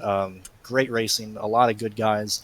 The XCAL. I mean, I'm happy to say I started another race after being in the running the first season full time. But this will probably be my last XCAL race. I've seen a lot better races at other places, and I mean, join the Winstill Cup Racing Series if you guys want good racing. A lot of these guys show no respect, and I mean that's just how it is. Like, I don't know. I'm highly disappointed with the caliber of drivers in the series. Well, regardless of all that, you still managed to pull off an eighth, even though with the last lap incident, obviously saved the car, got the points for your team. Congratulations, man. It was still a great points night for you. Yeah, I'm happy I could help Paul. Like I said, guys, check out Brandon Cruz Daily Fantasy Sports on YouTube, Twitter, everything. If you're looking at DraftKings and FanDuel Fantasy NASCAR, so check that out. Other than that, thank you guys for giving me another chance at XCAL, and I am officially retiring from XCAL. So it's been a pleasure. There you hear it. Brandon Cruz is retiring. Congratulations, man, on a great XCal career and a nice return for you. Let's head over to K2 Victory Lane. Paul Coleman Jr.'s got the winner for the 5th time this season, Luke Turpin. Yeah, so before we get to Luke, I just have to say that was the definitely a great throwback to have a throwback driver in our K266 car, trying to make our throwback weekend complete. So props, thanks for Brandon stepping in the car at the last moment. But for the 5th time, I feel like this is old times. We seem to do this quite frequently there. We got Luke Turpin here in Victory Lane. Luke, tell me about your run first. Surprise, surprise, the king is back! It's good, man. I've worked that one backwards like you would do a road course, and man, just worked out. I had to just kind of pick and choose who I wanted to battle there, and like I said, work the race backwards. And man, I feel bad for Octavio, man. He probably had that one to win, but it'll get you sometimes. Like I said, I had one stolen from me last week. I always say what goes around comes around, so I stole one back this week. I was going to say, so yeah, it looked like he was kind of being a rabbit there. So you knew right from the get go there that fuel was going to be an issue. Did you think that Octavia was going to run out? Was that more strategy, or you were just kind of running your own race and kind of hoping and praying that he'd run out, or what was the thought going through that last stint? I pretty much knew no one could make it on the second to last yellow, and I was actually going to the end from there. So I kind of you gotta race the race and not yourself sometimes. And when they stayed out, you gotta just take what you can get. So I topped off about 6/10 more of a gallon, and I had 2 to the good at the end, and I really didn't fuel save the whole time. So I was going to the end from there, but you just gotta work it backwards. That's all. Absolutely, no. That's why you're the veteran. Again, this is XCal throwback, but you're one of the longtime XCalers, and it's good to have an old school XCal guy in Victory Lane. I know, kind of tell us about what's the biggest difference I think between the series now versus then as we talk throwback weekend. I would say it's going to sound crazy, but I think the drive in here is a lot more cleaner. Like, especially the guys that run up the front. Octavio, Jalbert, Austin, Matt, Greg. All those guys. They run good, clean, fair racing. Kendrick, even. And all those guys, they run clean. Like back in 2014.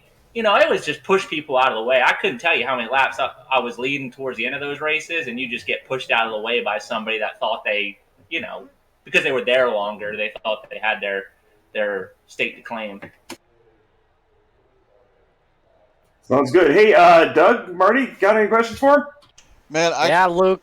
Yeah, go for it, Doug. Hey, I have to ask. You said you work back. You're playing chess when everybody else is playing checkers here tonight. I have to ask, what was your maximum range on fuel? Well, racing solid hard, like I'm going for the win, I was good for 67.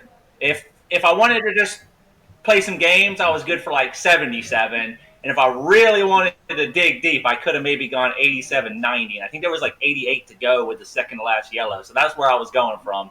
But see, these guys are crazy. Like, everybody goes hard the whole time when you get to the front. I mean, this track's a circle. The harder you go in the beginning, the quicker you get to lap traffic. So I did last race. Just back the field up. Just back them up and, save a little gas.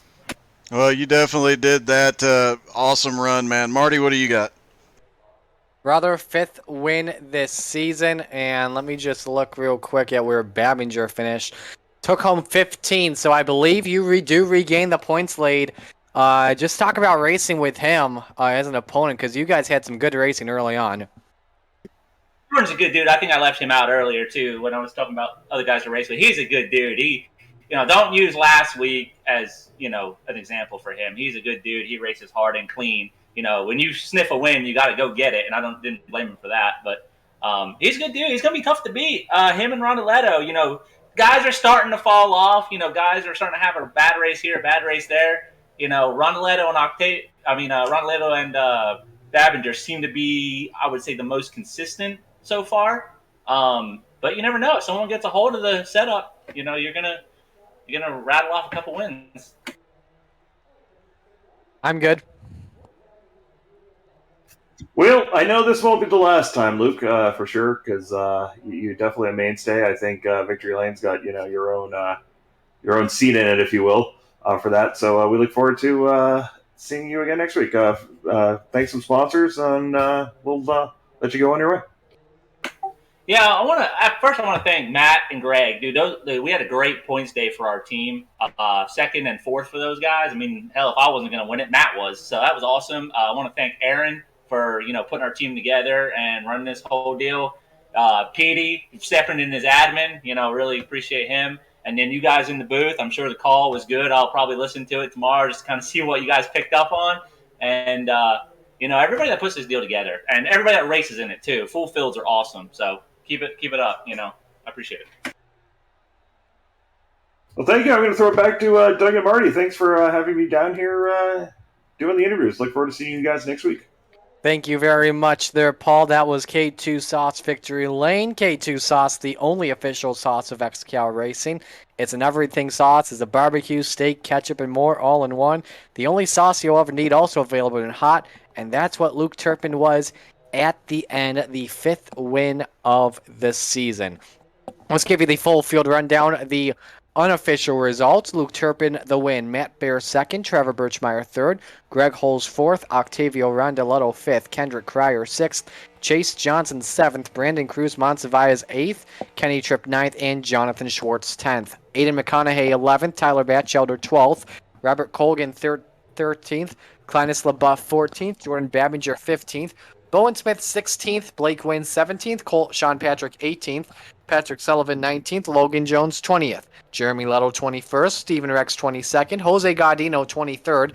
Tyler McRae, 24th. John Friley, 25th. John Brancaccio, 26th. Daniel Miller, 27th. Riley Duncan, 28th. Derek Colson, 29th. Jeff Edgar, 30th. Mason Foster, 31st. Art Hendren, 32nd. And Tyler Jalbert comes home 33rd. Doug, final thoughts on tonight.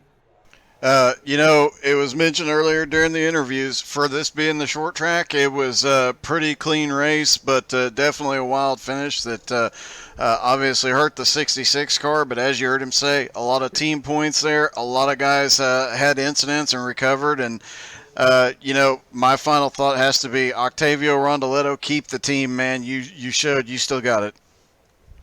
No question about it. I think he is going to keep the team indeed. Well, and now we move on to next week, and that is the Oxford Plains Speedway, the circle track, and a very thin track as well, and a track where you make one mistake, it could end your day in an instant. Definitely, we've seen the last time we were here. They would end up 3 wide, and whoever was the furthest out. A couple of different instances ended up in the grass, way out in the field. So we'll have to wait and see. It's going to be all set up and trying to find a way to pass on the outside, because getting to the inside to pass, just next to impossible there once somebody's planted themselves down on the bottom. So with that, we are going to bid adieu for tonight's broadcast. Special thanks to XCAL Racing and to all the sponsors of XCAL Racing indeed. Butt Kicker K2 Sauce, the Higgins XCAL Spotter Pack, More Polish Pottery, Sim Racer Coins, SnapMobile.shop, as well as Tri-E Inc. and XCAL Racing Web Shop. Want to give those two some big shout outs as well.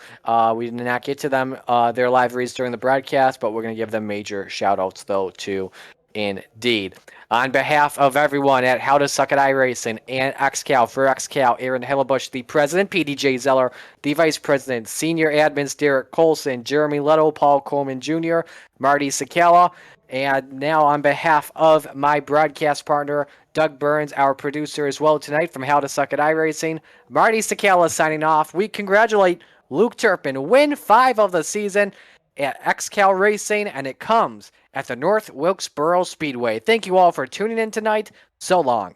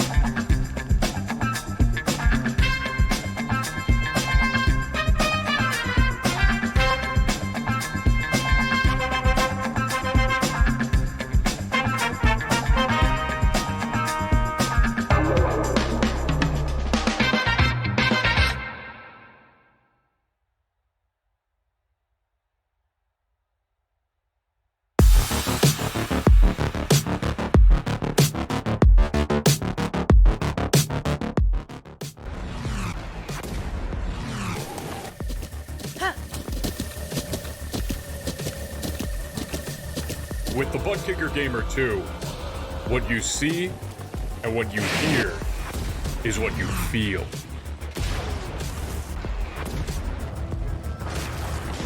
butt kicker. The future is feeling.